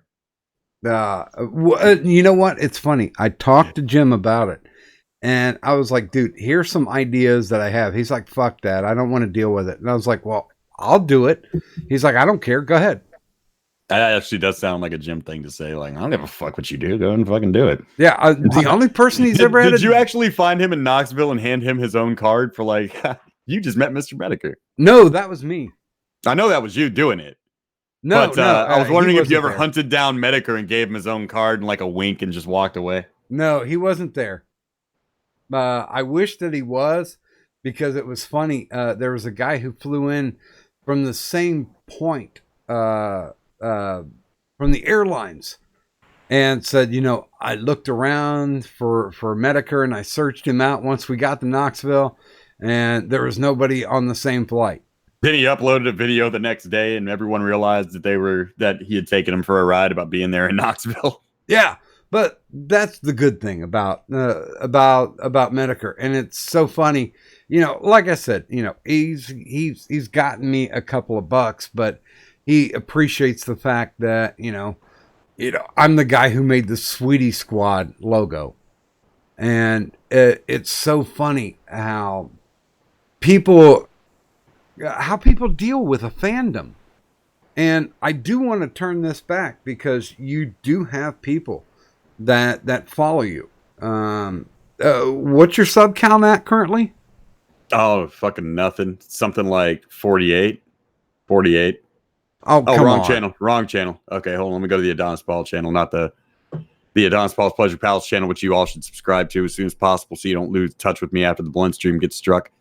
2862. But here's the thing. Every time I lose a channel, a main channel, my sub count cuts in half. And I never have a channel working long enough lately to get the crowd back. So it's been up at 8 and now it's 2862. I'm a nobody, dude. Well, no, I wouldn't necessarily say that. You know, you've carved out a niche. And when I was talking to a Gasly, he was the first person I ever had a two-parter with. And he was talking about how much of a bad idea it was to have like 8 different channels and running shit because, of course, that diluted the gene pool. Do you ever think about, the difficult and you've been a part of this, the equation about how difficult it is, like if you get struck, how you rebuild. It almost ain't worth it. Like at this point, man, that's why last week I was just like, I told myself if I lost another channel, I'm done. I'm like, fuck this. But it's not an easy task, especially because YouTube's not going to be recommending any of your fucking streams, any of your content. Once you have that number 48 on your fucking channel in the meta, that's it. You're done. Now I've also, that's why I've kind of gone back around to I'm preparing to release some more pre-edited content, like we used to do with K&N. That's one way to actually get something recommended and get some subscribers. And I think people like that. People want to have streams, but they also want to have something to watch. Like I'm missing out on so much I could do with what we now call the blunt stream, because it's always live. I can't pre-edit stuff. I can't have me just scripted interacting with the other characters and shit. Like Space Ghost Coast to Coast, for instance. That's a big influence on the late night show kind of thing I do with a cartoon. So I'm gonna when I start the live from Los Tejas 22-minute show every week, then that'll be. I'm really looking forward to that. I forgot what the fuck we were talking about because I looked at my door. No, you're fine. Victor Rand asks, where do you get some cheap ass monitors under $50 cheap? Can you see my setup? No. Is there a camera on me? Right? How does he know my monitors are all cheap? Oh well, fuck it. You can find some cheap. I mean, if you're looking for used shit, dude, you can find some cheap, even like LED TVs, like 17-inch to 27-inch LED TVs will work for you, man. And that's what I would suggest doing. If you can't afford monitors, you can always find a cheap TV for $50 on even on like Facebook Marketplace. Well, anyone who's giving away a fucking TV, there's your new monitor, brother. Yeah, and honestly, for the GoFundMe that I ran to upgrade my shit, I went to eBay for monitors. So Don Cheadle, sorry man, Don Cheadle showed up, and he is unstoppable. Did I tell you about when he put applesauce in my shoes when we were kids? Yeah, I went to fucking elementary school with this motherfucker Don Cheadle, right? And he went out. Everybody, you went to school with Don Cheadle. He's a fan. That motherfucker's a dick. He bullied me when I was in elementary school. And that motherfucker, we were in gym class. We were doing the thing with the parachute where you take off all your fucking shoes and you get under the parachute. And then you throw it up and then sit on it. And it becomes like a little dome. You sit in there with the gym class. Y'all remember that shit? Well, while we were doing that, Don Cheadle got his ass in trouble, little Donnie Cheadle, and was sitting over on the fucking wall. And he thought it was a good opportunity to take his little applesauce cup and dump it in my goddamn kids. Fuck Don Cheadle. Sorry, man. I saw Don Cheadle out there. So, who was better, Terrence Howard or Don Cheadle? Terrence Howard. Okay, you fuck my wife, Don Cheadle. And if you did, I feel sorry for you because she's fat. She's fat. Can I address Godfather in the chat? Because dude, it's just like you're hating on him and shit, but no, he's just classic trolling. I would he's trolling. If he would have asked an intelligent troll question, I would have addressed him. But if you want to hit it up, go for it. Hell yeah, I'm gonna quick shot all his fucking shit. Let's do it. I'm scrolling up right now. All right. I'm fine when he's talking about me. Man, he started talking to Leaf for a while. God damn it. Fucking eyes up here, God bother. I'm trying to give you the attention you need. Okay, let's see. Damn it. Get back to fucking with me, you dipshit. Let me see. I'm scrolling. All right. I'll just address what he's saying to everybody else. Miltes, Warren, you're a naive fan of AP. You think he's some baller who lives like a rock star. I've never claimed to live like a rock star. I live in the fucking country in this fucking little house on some fucking land. It's bullshit. Plus, I fucking losing my fucking hair and shit. Fucking this bullshit. And then let's see. Let's go back to more. The unapologetic Canadians. So you're going to be forced to have a threesome with AP in some crack whore in his Texas ghetto trailer park neighborhood. Enjoy long showers of shame. Oh, well, the long showers of shame are going to happen no matter where a woman sleeps with me. But yeah, no, I can't smoke crack because I'll die because I've got that heart condition. And I live on my own land, man. I don't live in a trailer. Sorry, buddy. It is what it is. I'm from a crack ghetto in Texas. I mean, it's more of, you'd probably find more meth around here, but if you want to just go ahead and call it crack. The LED TVs are the shit. All right. I'm glad you've made it in the 20th century, Godfather. And Godfather says Leaf will be used like a cum cloth for my ejaculations. That would be a very fun weekend. I would enjoy that. Let me see what else. I saw a couple of classic trolls in the chat, so I want to make sure they get addressed. Godfather says Adonis Paul does martial arts so he can learn how to bash women up better. You don't need martial arts to bash a woman up. They're so fucking weak, dude. You can just throw a regular fucking punch. You don't need to learn how to Wing Chun punch a bitch. Well, unless you just want to crack her out of nowhere. He was also asking about accusations of you calling Punished Dad a pedo. Oh, dude, I didn't call him a pedo. I just said call. I left the chat the other day, and Punished Dad was just starting a bunch of shit because that's what he does. Because he's a kumatard, and I was like, I gotta go. Call Punished Dad a diddler for me if he comes back. Anyone who's mad about that, you need to be punched. Like you've got to be fucking punched. We've got to man you up some fucking how. We've got to turn you into some kind of fucking male with some testosterone, so you could blow someone off and be like, "Shut the fuck up, you creepy motherfucker!" Like, come on, dude. I didn't go on the internet and be like, "You're a fucking pedophile." I was like, "Hey, if Punished Bad comes back, tell him I said he's a fucking diddler." Like, and why is it that that's the one that people go to the quickest? Oh, the reason I go to it is because the whole internet fucking started going to calling people pedophiles. So that's really the joke to me, is like everybody's just pedo now. No, don't time that Thrax out. That's the real Thrax. That's the good Thrax, man. He's asking how do we feel about puppy love, famous real love? To be honest, shit, man. Hold on. I fucked women that look like dogs. You got to jack it back. Ugly women. I will add Thrax back. This is the first time he's been in chat, so he is now a mod, so they can't wrench the shit out of him. That's not the Thrax to fuck up. I understand the impulse, but that's the wrong Thrax. He's the good. We like this Thrax. I don't have any problem with wrenching anybody in the chat. You can say whatever you want to say, but it's up to me whether or not I'm going to pass it along. So keep that in mind. By the way, Irate Prostate does ask the serious question. What's your weirdest ass-eating experience? I got pink eye in a threesome one time. It wasn't ass-eating. I was eating pussy, but she was kind of sitting down on my face, and I ended up getting pink eye from that. That was but that wasn't really ass-eating, I guess. What's my weirdest ass-eating experience? I gotta really like somebody a lot. Take a bite of the chocolate chip cookie. You know what I mean? Yep. And I know that the first time a girl licked me on the asshole, I was like, this is relaxing. Like you feel like a lion cub getting washed. You know what I mean? Like getting washed. Dude, I hate to say it, but the first time that ever happened to me, I farted. Oh, dude. You blew a kiss? No. I couldn't help it. I was apologetic, but that kind of ruined the night.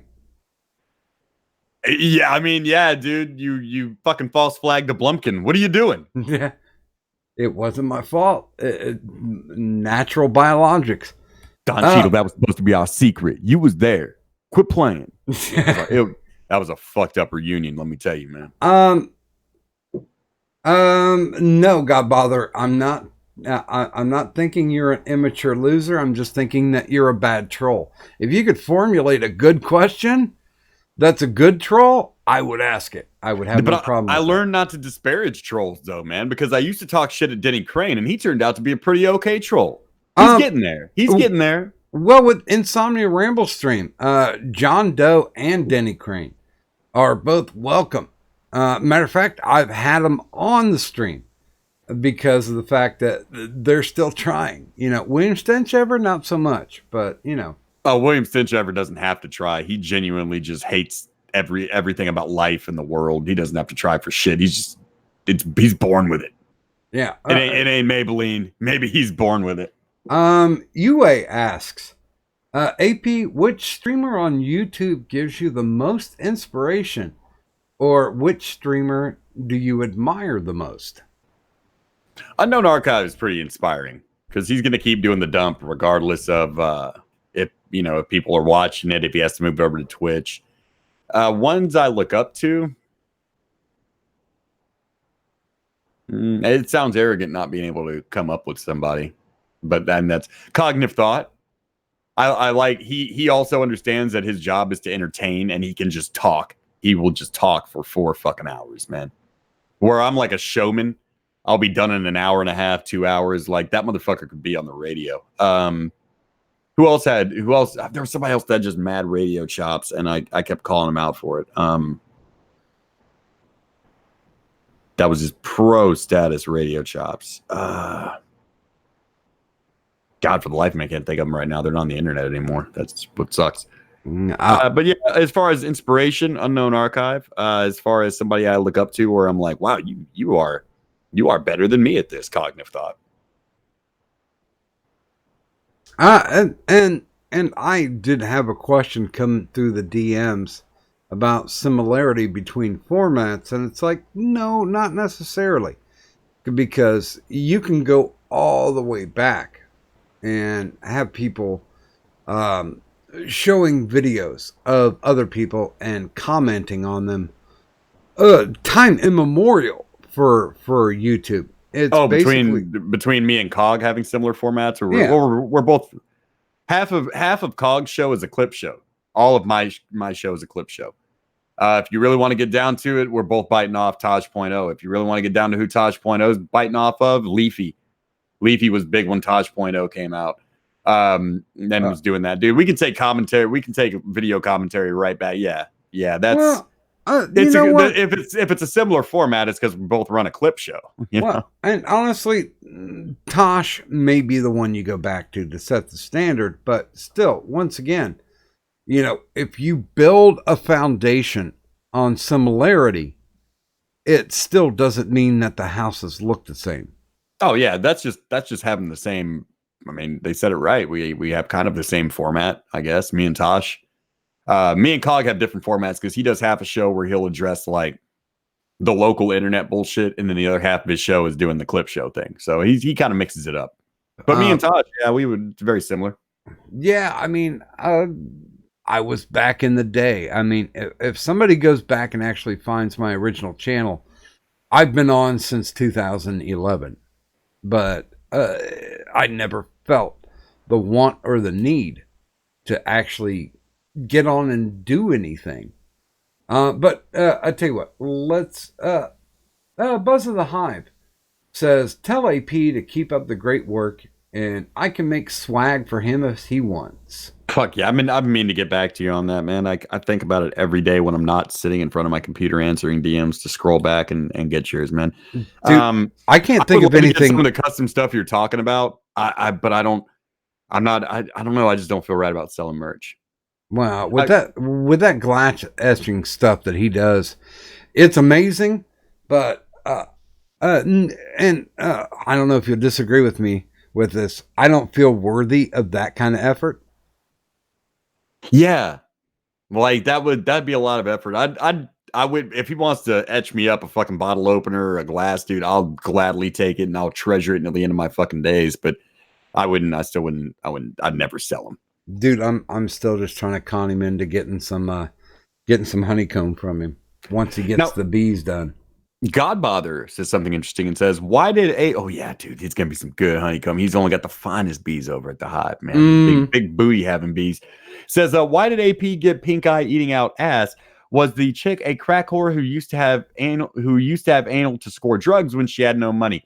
No, she was a bartender at a Japanese restaurant I used to hit the bar at, and she date raped me and picked me up when I was blackout drunk one night, took me back to her house where this girl I used to fuck was living with her because they were friends, and she kind of worked at the same. She had just started working at the same fucking place.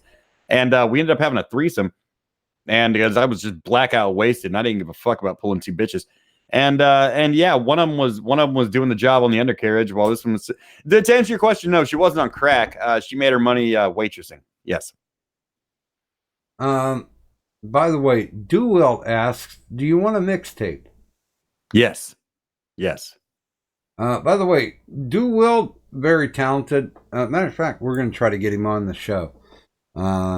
He's got some good stuff going on, and that's two wields, sir. He wields both with two hands, sir. Oh yeah, his defense is lowered, but his melee is off the charts. Okay. Here's a question that I want to ask, but Jack T. Ripper said it first.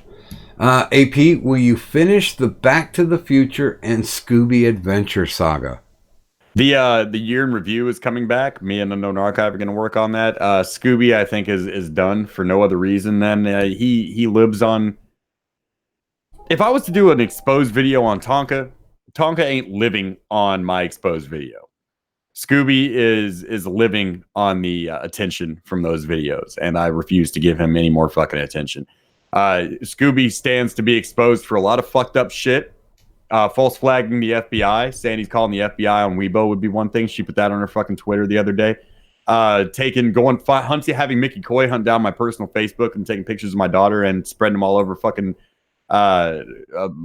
Discord and saying that she should be thrown in a fucking wood chipper. And this is a picture of my kid when she was 2. She's 10 now, so you can understand, like, you're taking the cutest pictures of my kid and doing that from a long time ago. You know, shit like that, where I could bury Scooby beneath the fucking internet and have him harassed till the end of the time. Especially since when he brought my daughter into it, I hunted down every piece of him and his fucking family's information. So if I did have to call the fucking police on this guy, I'd know exactly where to fucking send him. So I know all his fucking lies about where he went to school, being a journalist. None of that's fucking true. You don't get a degree in journalism dropping out of community college a semester in. All that shit. And I'm not going to dox him, but I'm just saying, like, yeah, he wasn't hard to reverse look up. Yeah, you could take his avatar, pull it from one screen into Google Images, and then boom, there's his name next to his fucking avatar. For somebody who wants to threaten people's kids, from behind a shield of anonymity, he sure as hell doesn't try to hide his fucking identity very hard. So yeah, the short point is, Scooby wants attention. None of this shit he's doing is fucking real. He's not going to call the FBI on fucking Weibo and false flag a fucking FBI investigation or IRS on me, because it'll backfire on his ass. All of us pay our taxes and shit. Like, it'll backfire so hard on his ass. He's always full of shit, and he's not worth giving the attention to, guys. Really, like, let that motherfucker die. Just let him die. If you want, we'll go chat rate him. Next, you want to go chat rate him on Friday, Jack? We'll have some fun. We can go have fun with Scooby, but I hate to put a lot of effort into somebody who's just it's the only attention he's getting, and I don't want to give him the only attention he gets. Well, I've invited him onto the IRS, but he's afraid of Kadant. As well, he should be, because he's a little bitch. By the way, I do have to ask for clarification. What are Apple shoes? Those are a pair of black and white checkered Keds that I used to wear at school in like the first grade. That fucking Don Cheadle put some applesauce in, and I stepped in them, and I got applesauce between my toes, and I had to go to the nurse's office and fucking take off my socks, and they made me wear shoes, no socks all day, and they were fucking Keds, so they tore up my ankle right next to the little ball on your ankle. You know where the shoe sits right underneath that? Every time I had to walk, it tore it up. I'll never fucking forget it. Fuck you, Don Cheadle. That's why he called me Apple Shoes. He says I'm Apple Shoes. I say you're Apple Shoes, nigga. Trippy asks, what's your social security number? It's a 1-800-MIX-A-LOT. Let's see here. UA asks, which streamer on YouTube gives you the most... well, no, wait a minute. This is one that we've asked before. Wait a minute. Have I backed up so far? Blue Waffle Hunter. Are you coconut throwing strippers or big baiters a future possibility for the show? Masturbators would be a future possible a future for the show. Now, I don't fuck with coconut throwers because I already know the rules about videotaping hookers. So I never had a coconut thrown at my head like Failure. He's a rookie when it comes to horrors. I hope that one day we can meet IRL and I can take him to a strip club and we can explain to him why he can't film illegal shit going on the street. And if he doesn't get the message, yeah, there will be coconuts on hand to crack him on the skull. I've taken the coconuts and I've turned it into a chimp out scale. So between 1 and 10 coconuts, this bitch, but you got to subtract the coconuts they throw from 10. So this bitch was a 9. She's off the chain. Trippy asks, what's your favorite percentage of meat to fat in a pound of ground beef? 98% lean is my new preference. Now I used to do the 90% lean because it tastes a little better, but now I do the 98% lean if I eat red meat, and that's just for the heart, for the cholesterol, for the arteries. I shouldn't say heart, I should say arteries, because that's really where the coronary artery disease is. But and just as a bump here, if you haven't looked into the descriptor, down there is not only AP's Twitter, but of course the YouTube. There's going to be another channel, so just hook up to the Twitter and you'll find out where to subscribe on the new channel. My stuff is down there too. I've got my Twitter, but that's only valid for no context tweets for the IRS. I do have a Streamlabs and a Patreon. But of course, take time and check out the prescription for additional entertainment, which of course the blunt stream is in there. Blue Waffle Hunter asks, when Failure visits, will you be streaming live content? I would like to avoid it, but it's going to happen. I'm not a big IRL streamer guy, but yeah, I guess it's probably going to end up happening if I could get that speaker away from him while I'm around him. And, I know where karma, where I deserve to be kicked right in the balls, and that would be if Failure's got that Bluetooth speaker on him. It's like right now nobody knows where to find the Andy Worski Hates Niggers song, but if I'm standing next to Failure on an IRL stream, karma would dictate that somebody has to find it. I will say, sorry, I'm trying to, for some reason, people send me. You're getting questions by email and shit? Yeah, they're sending me DMs. It's just like, ask them in the chat. God damn it, I'm drunk. Yeah, ask it in the chat. Doc's drunk, man. Trippy's asking, is it easier to contact you through Twitter or Discord? May I answer this? Yes. He rarely checks Discord unless he's been suspended off Twitter. That's absolutely accurate. Rare to never on Discord. Twitter, but expect it'll take 1 to 2 days to get back to you, man. I'm bad about DMs. I sit down and read them, and I'm like, I'm going to answer this later because I don't feel like typing right now, and then I never get back around to it like an asshole. So don't take it personally. It's because I'm a forgetful dick. But yeah, Twitter's the best way to do it, bro. Yeah, because I send shit left and right. I do a lot of BTS as far as graphics go because there's some stuff that just makes me laugh so hard that I need to make to make some visuals with, like AP with the Hands of Fate thing. That made me laugh so hard. That was fun, man. I want to do something else where I just get video from somewhere just far away and try to turn it into a movie. That was great. Tyro asks, if you can only pick one, do you go with blackjack or hookers? Now, he said this with my name in mind, but I'm throwing it to you because I've got my answer. Hookers? Mm-hmm. What kind of question is that? Yeah, you can paint the fucking, if you get 52 fucking hookers, you can just paint the cards on the hookers. What the fuck, Tyro? Hell yeah. Why didn't you come? That answer, what are you doing? That was my forehead I just hit. If you were in front of me in an office right now and I was looking across the desk at you and you had presented that shit to me, you'd be fired. You'd be out of my fucking office for not understanding the basics of fucking life, man. You paint the cards on the hookers, then you just lay hookers down, and when you hit 21, you win. What the fuck? Okay, now, see, Trippy's saying, so the best place to send AP nudes is on Twitter. Yes. I'm gonna have to say yes, but since it's coming from Trippy, I'm gonna have to say no. I want to see that cock, Trippy. Break it out, man. Diabetes does not inflict on length. That's right. Unless it's already dropped off, you're more likely to lose a toe than a penis, man. Go for it. Jolly Rogers Bilgewater is asking, I've had buffalo burgers and buffalo tacos. Which do you like best? Chances are you've had bison, not buffalo, but yes, I like a good bison burger. Elk, but if you want to know what the best meat I've eaten is, elk. I had the best little cut. I only got one bite too. The best cut of meat I ever got was an elk backstrap that was being grilled, and I got a cut of it with a pocket knife right off the fucking grill, and it was the best thing I ever fucking tasted. I don't think I got to eat the rest of the backstrap.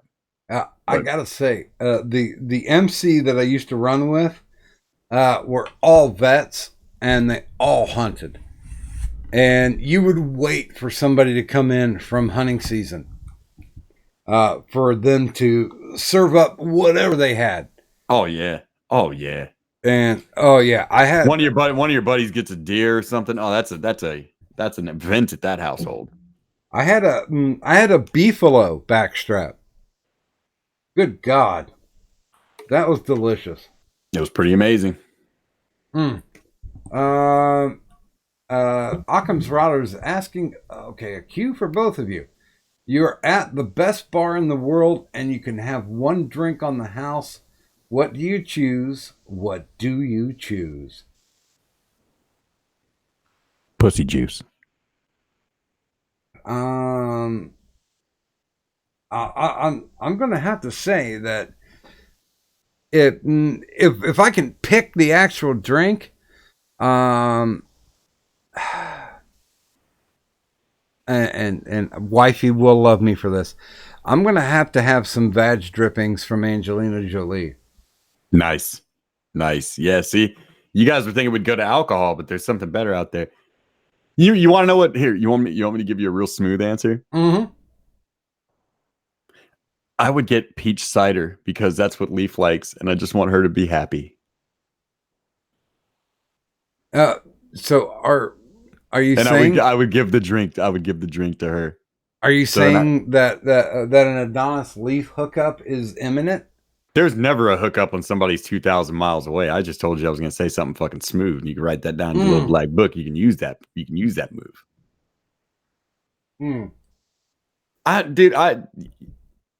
You'd be asking a lot out of me to get out of my fucking business, DocGriffon. Shit.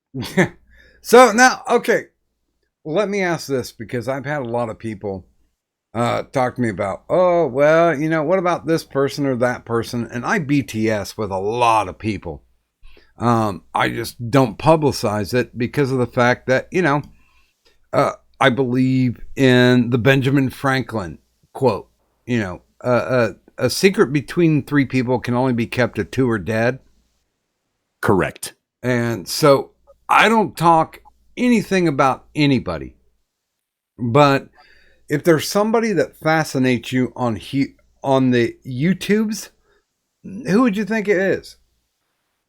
That just fascinates the fuck out of me? Mm-hmm. I hate to give this answer because it's so mainstream standard. Pat Medicare fascinates the fuck out of me. To be around that long and to just keep your identity, and just always make the right moves when it comes to giving out information on the internet, or just, he comes from our time of internet where he's still this relic from our time, like on the internet where no one ever fucking knew your name or who the fuck you were. And that is fascinating to me.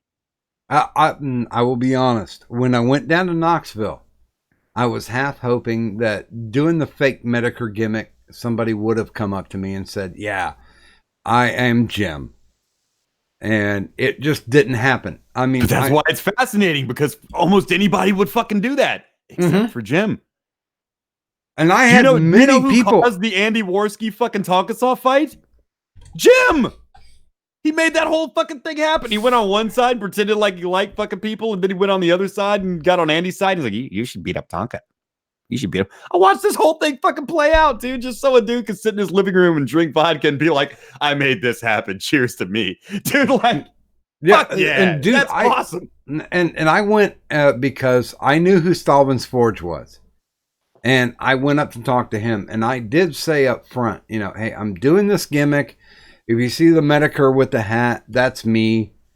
And I went up and I started shooting the shit with Stalvin's Forge, Buzz of the Hive, and T-Tac. And just having a good time. Just talking to him. IRL, fun thing. And then Worski came up and said, Medicare, I need to take a picture with you. And I'm like, oh, all right, but here's the deal. I have to do this so you can't see the face, blah, blah, blah. And that thing got more hits than anything that I've ever done. That was great. I knew who it was immediately. Because I told everybody up front. And it's funny because Medicare came back and said, and gave me, you know, that's great, pal. You know, that's fun because it helps to promote his mythos. But I don't know. Is there anybody IRL that you'd actually like to meet? Oh yeah, Failure Unknown Archive. I'd love to meet them IRL. Of course, Leaf. At some point, I'd like to meet her IRL. But just seeing the top of her head. I'd love. Yeah, that would be. I mean, well, I mean, you got to pick somebody up from the air. But then again, she's short, so yeah, I don't think I'd ever get to see her face. But in any case, I'd love to see Tonka in real life. Because he talks real fucking tough. He talks like a real tough guy, dude. And I have a feeling if he ran into this Texas boy in real life, I could sit right next to him and tell him exactly who the fuck I was. And he would either fucking try to be nice or get the fuck up and walk away. Dude, I would love to catch that skinny little twig boy.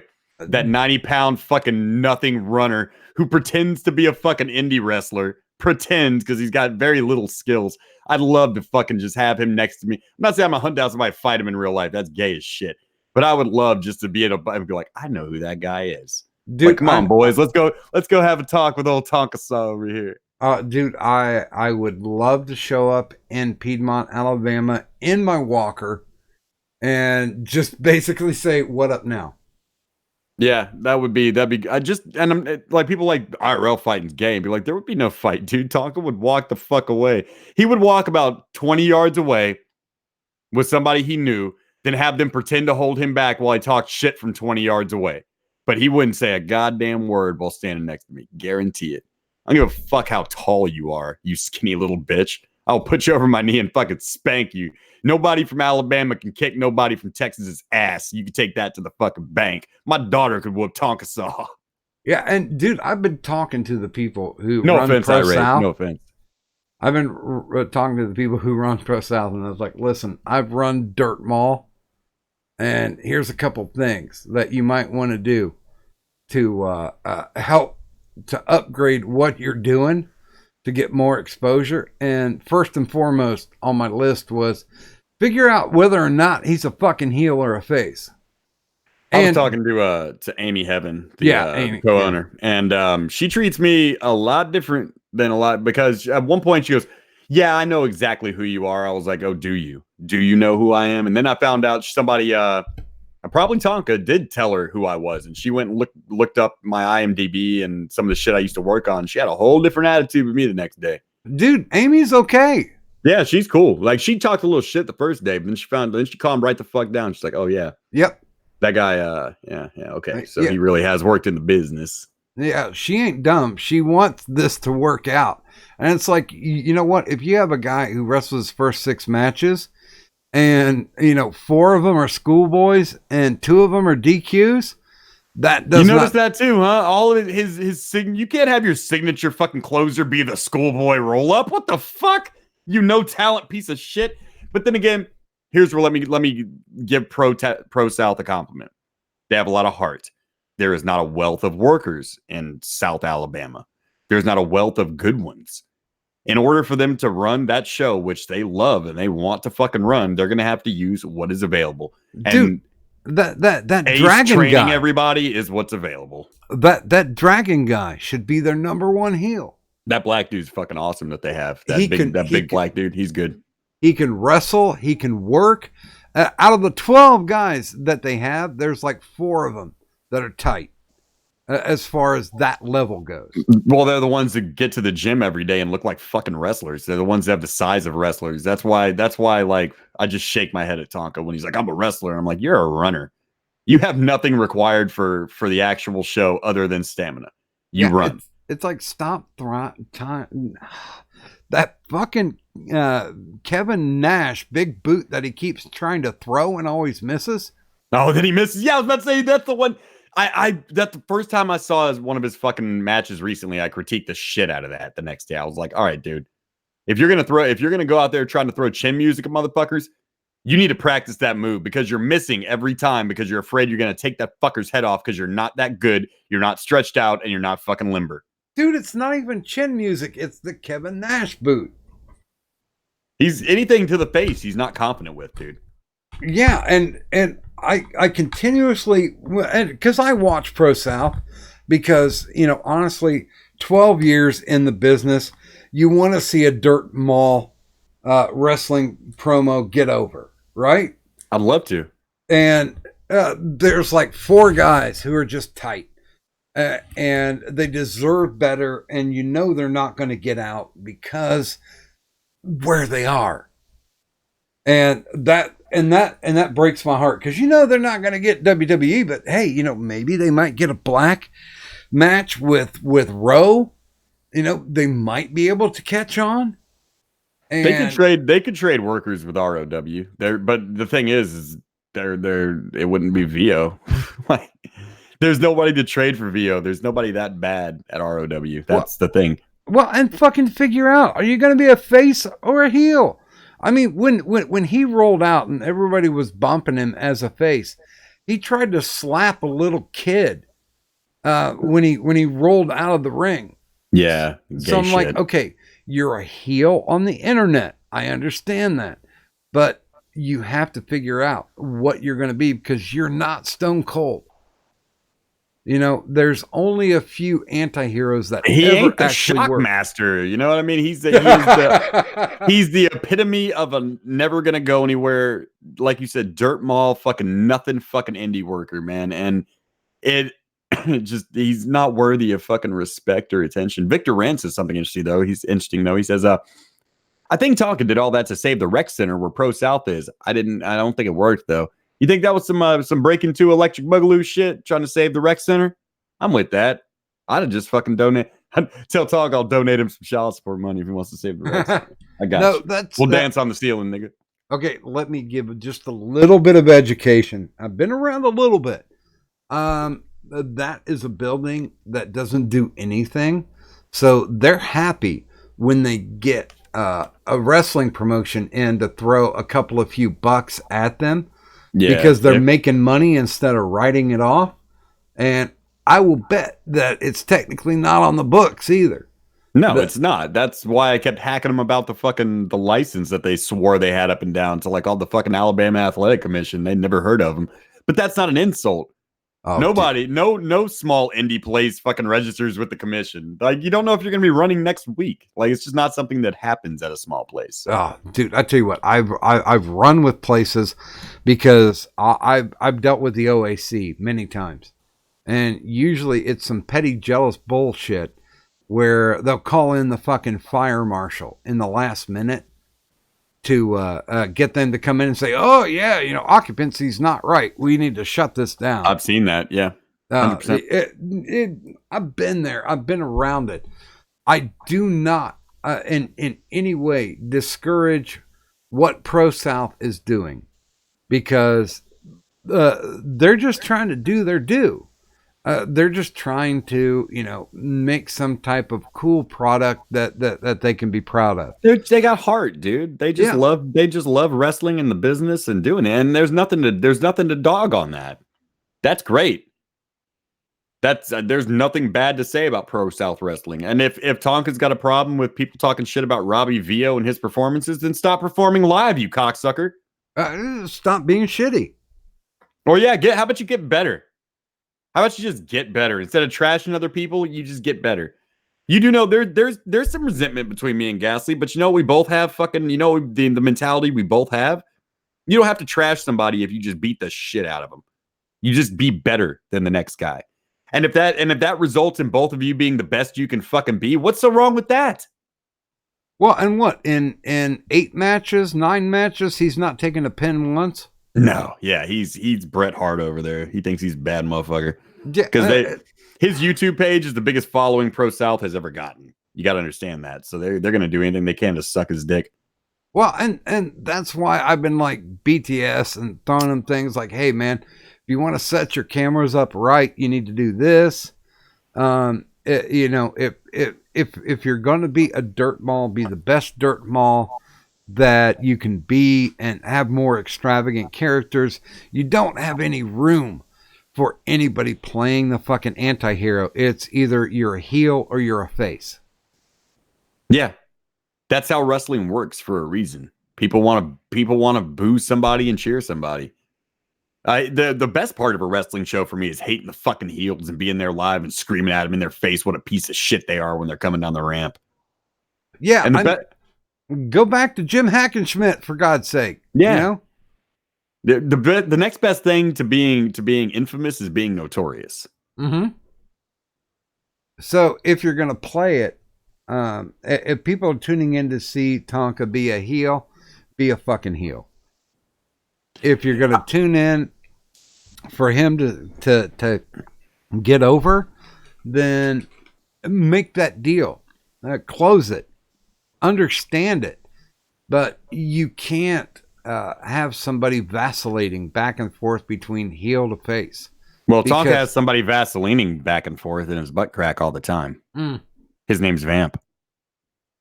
I'm sorry. We're getting off on a fucking tangent talking about that. He doesn't deserve this kind of fucking attention. So yeah, let's Anubis asks, who's AP's favorite YouTuber? I don't know. Let me get my subscriptions and see. What would I watch right now? I like a lot of people, but it's hard to say who a favorite is. I would watch Cog's on right now. I'd check that out. Tom P's good. Irate's good. Who's my favorite? Like Jim, when I see it, I'll drop what the fuck I'm doing to watch a Medicker stream. That's probably the favorite. And I hate to say that because like that's like saying I like Pulp Fiction. I like Forrest Gump. Like everyone likes Jim, but I know he's really good at what he does. Jim is a methodical train wreck. That's why it's so brilliant to watch him. Because he's enjoying it as he's watching the limbs fly from the vehicle. And he can talk slow, which is something I can't do, where he can just take a moment and think and use the right words and all that shit. I'm still working on that. So good for him. Yeah, he can speechify. I'm still a fan of Medicker. I mean, I didn't catch on to him until he started doing the Gamergate stuff. But even though Gamergate back when he was Internet Aristocrat. Yeah.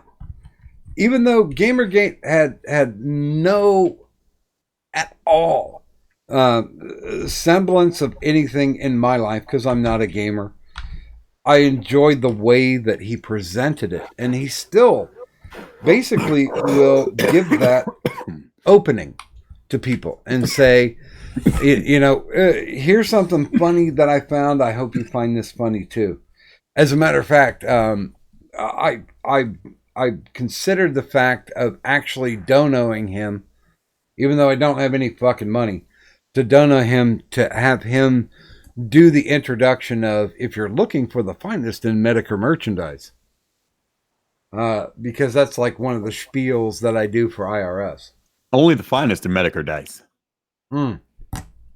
Yeah, because I will say this. I went on Twitter and posted other people who are doing bootleg Medica merchandise. Mine's better. Even the one that I'm not going to say the name, but I figured out who actually did the one for Worski. They bootlegged my shit for him to go to the ring in Knoxville. And I just found that so incredibly meta. And because you're selling merch with somebody else's name on it, and they're stealing the merch you're selling that you're stealing from Medic. Wow, that is meta. Yeah, that's awesome. I think he balanced it out. I think he's the one in the right somehow. And I'm completely okay with it. I've never done that, because on the website that he sells it, it's like, no, I'm not going to report him because, God damn it, I still find this hilarious. Henry G of Gulf City asks us both, what's your favorite poison of choice to drink? If you're talking about alcoholic drinks, vodka Sprite. I think that drinking a lot of vodka Red Bulls probably had something to do with my heart. Now, my favorite thing to drink now that I don't drink liquor is the strawberry banana V8 splash fruit smoothie. That's my treat drink. Really? Ironically, it's not even strawberries and bananas. It's all sweet potato juice, but it's pink. It looks like Pepto-Bismol, but it's delicious. Ooh. Okay. I drink nothing but water and fruit juice now, dude. And that V8 splash is only 2% juice. The rest of the juices I drink are like Welch's 100% shit. So I need to get a juicer. But yeah, my treat drink is the V8 splash smoothie, strawberry banana smoothie. It's the shit. Is that your munchie drink too? Is that what? Your munchie drink. Oh yeah. Fuck yes. That's just delicious. Speaking of munchies, I've got somebody delivering something so I can get some munchies really soon. So I'm gonna have to start wrapping up here. I do apologize. Okay. I'm going like 2 hours. I figured it was okay. Yeah. I mean, I can throw some word cover over it. I'll have to say that mine right now is Svedka vanilla vodka because it's got a little bit of taste of caramel in it. As far as anything else, I have to go Sprite. Sprite's refreshing. Once I went to Sprite, I stopped drinking Coke. Chuck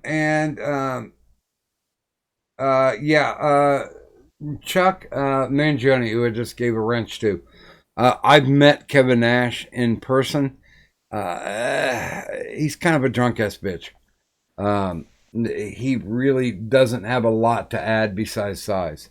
He didn't come off as drunk to me, but he certainly is a kind of a quieter. I'm doing this as a job. I'm here to get paid. I'm not here to talk and be friendly with everybody type of dude. Where some guys like RBD will like just talk back, he'll just hang out with everybody. But yeah, Nash was.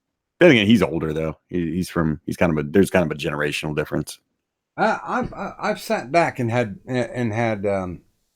some casual drinks with RVD, and he's a good guy. Matter of fact, if I'd recommend anybody from that frame, it'd be Dreamer.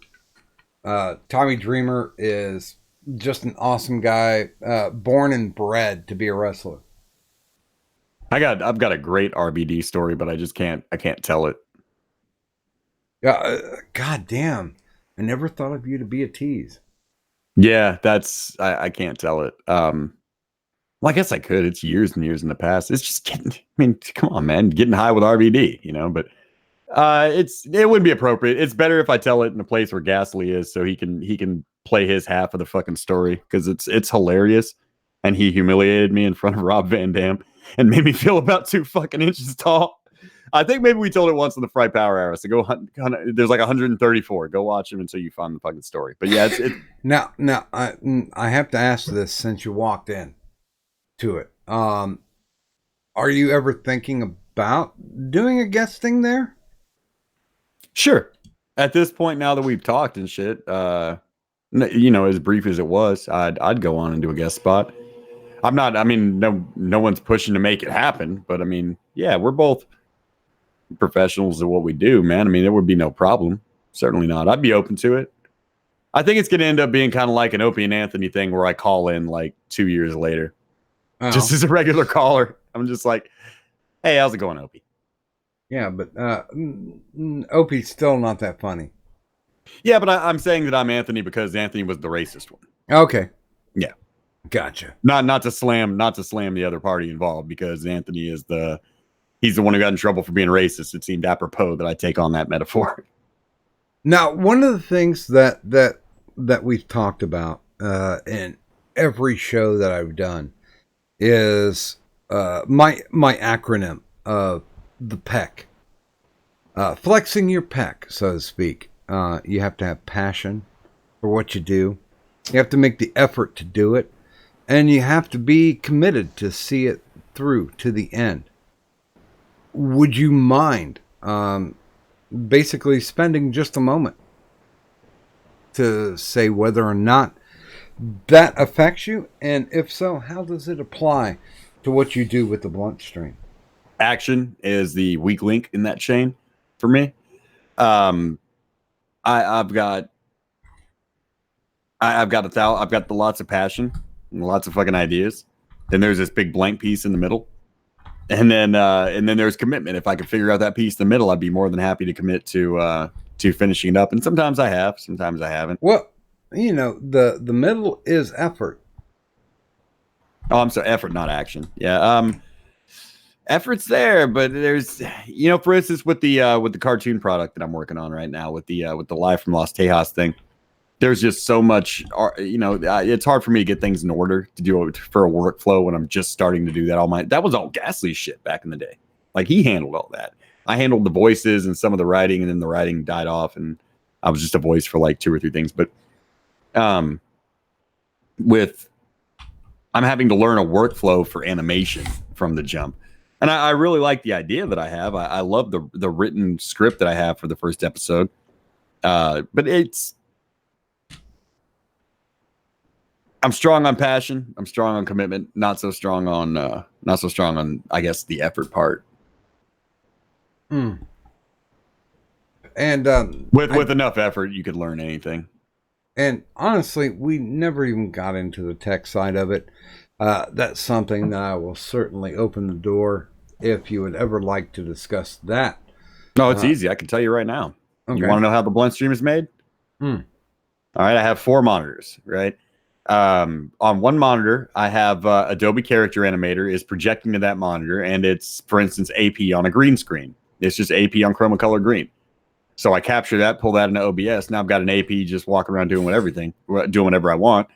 And that's really, the rest is just drawing set pieces like the desk and all that shit. It's that simple. That simple. I've got a camera on my face, and it's doing what I do with my face. It's doing with the fucking AP live. As far as the stuff like the kills, pre-recorded stuff on green screen. I go into Premiere, I throw a green background down. Then let's say I want Tonka to pop up and get shot. I just have him pop up on the green screen, get shot.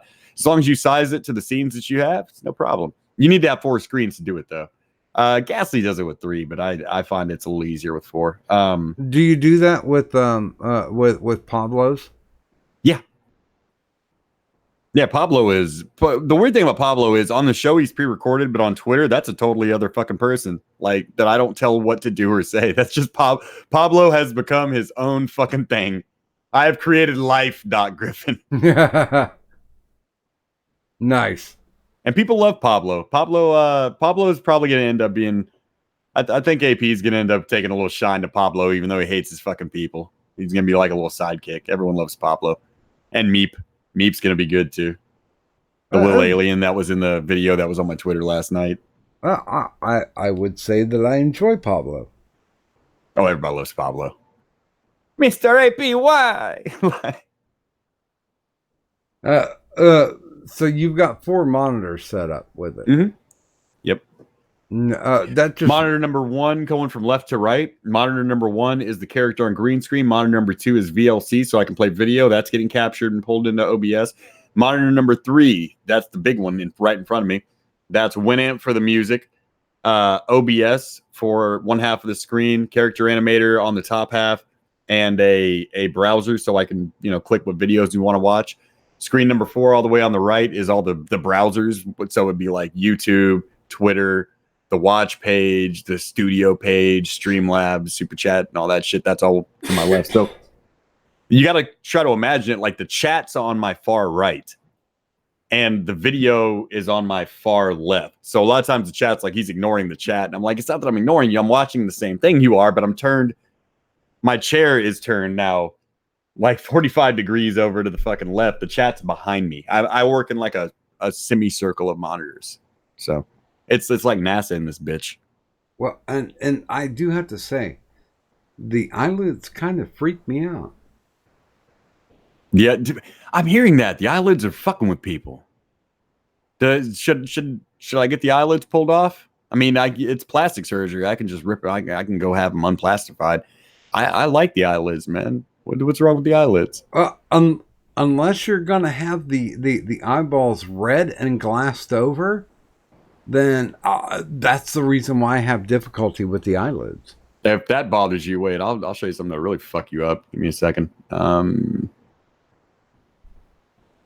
Let me see if I can find it. If I didn't delete it, and I'll screen share real quick. There we go. All right. Like I'm redoing them all, but I want to know if maybe I shouldn't redo all the puppets in this new style. Because now I've learned how to. I've got a little drawing pad, and I've learned how to like shade and shit. Let me see if I can figure out which one of these to share.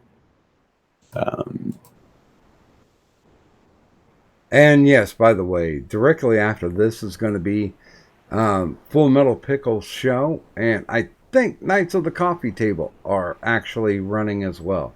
Ah, yes, the Knights of the Coffee Table from the Church of Jesus Christ is not a bitch made nigga, not to be fucked with, ladies and gentlemen.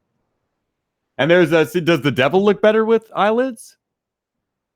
I'm okay with that. It's just I'm thinking that Jews eyelids, goys no eyelids. I think if we all remember this moment where we coded that shit, we can. This is a new way to be racist. We might have just come up with.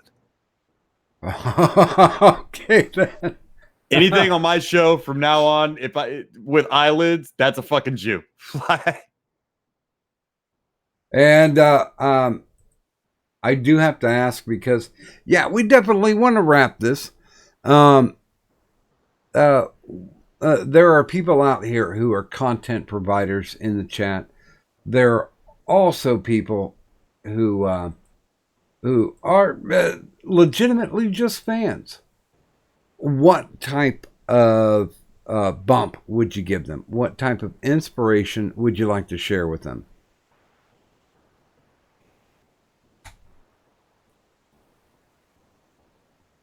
Everybody dies alone. That's not inspiring. Yes, it is. It inspired me.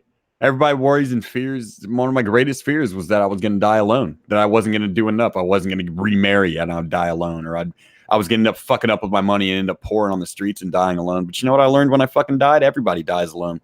I was sitting there on that fucking cold bullshit table in that white room fucking dying. Just like I was in a gravity chamber on Dragon Ball Z is the only way to put it, dude. Just every breath took more effort than I'd put in anything in a long time. Every fucking turn, just all that fear and everything. And then you start thinking like, I'm going to die here. I'm going to fucking die here. I'm going to die alone. Looking at all these people, these cold fucking people who you don't know in this cold, sterile environment. And then it hits you. Everybody's going to die alone. Well, who do you want? Who do you want here next to you? You want your mommy? You want your daddy? You want your grandma and grandpa here? You're still going to fucking die alone. Stop worrying about that shit. Stop fearing that shit. Just fight. That's, I don't know. It worked for me. Dying worked for me. As far as entertainment goes, just make something that you want to watch. You know what you want to watch. You know what you love to watch. And if you make something you love to watch, you'll always be entertained. The meaning of life, as far as I've been able to figure it out, this is probably what I should have started with so we could wrap it. The meaning of life, as far as I've been able to figure it out, is as you get older, you lose things you love. You're going to lose people that you love. You're going to lose things that you love. It's inevitable. It's going to fucking happen. It's the way life works. It's the way, older people die before younger people. It just happens.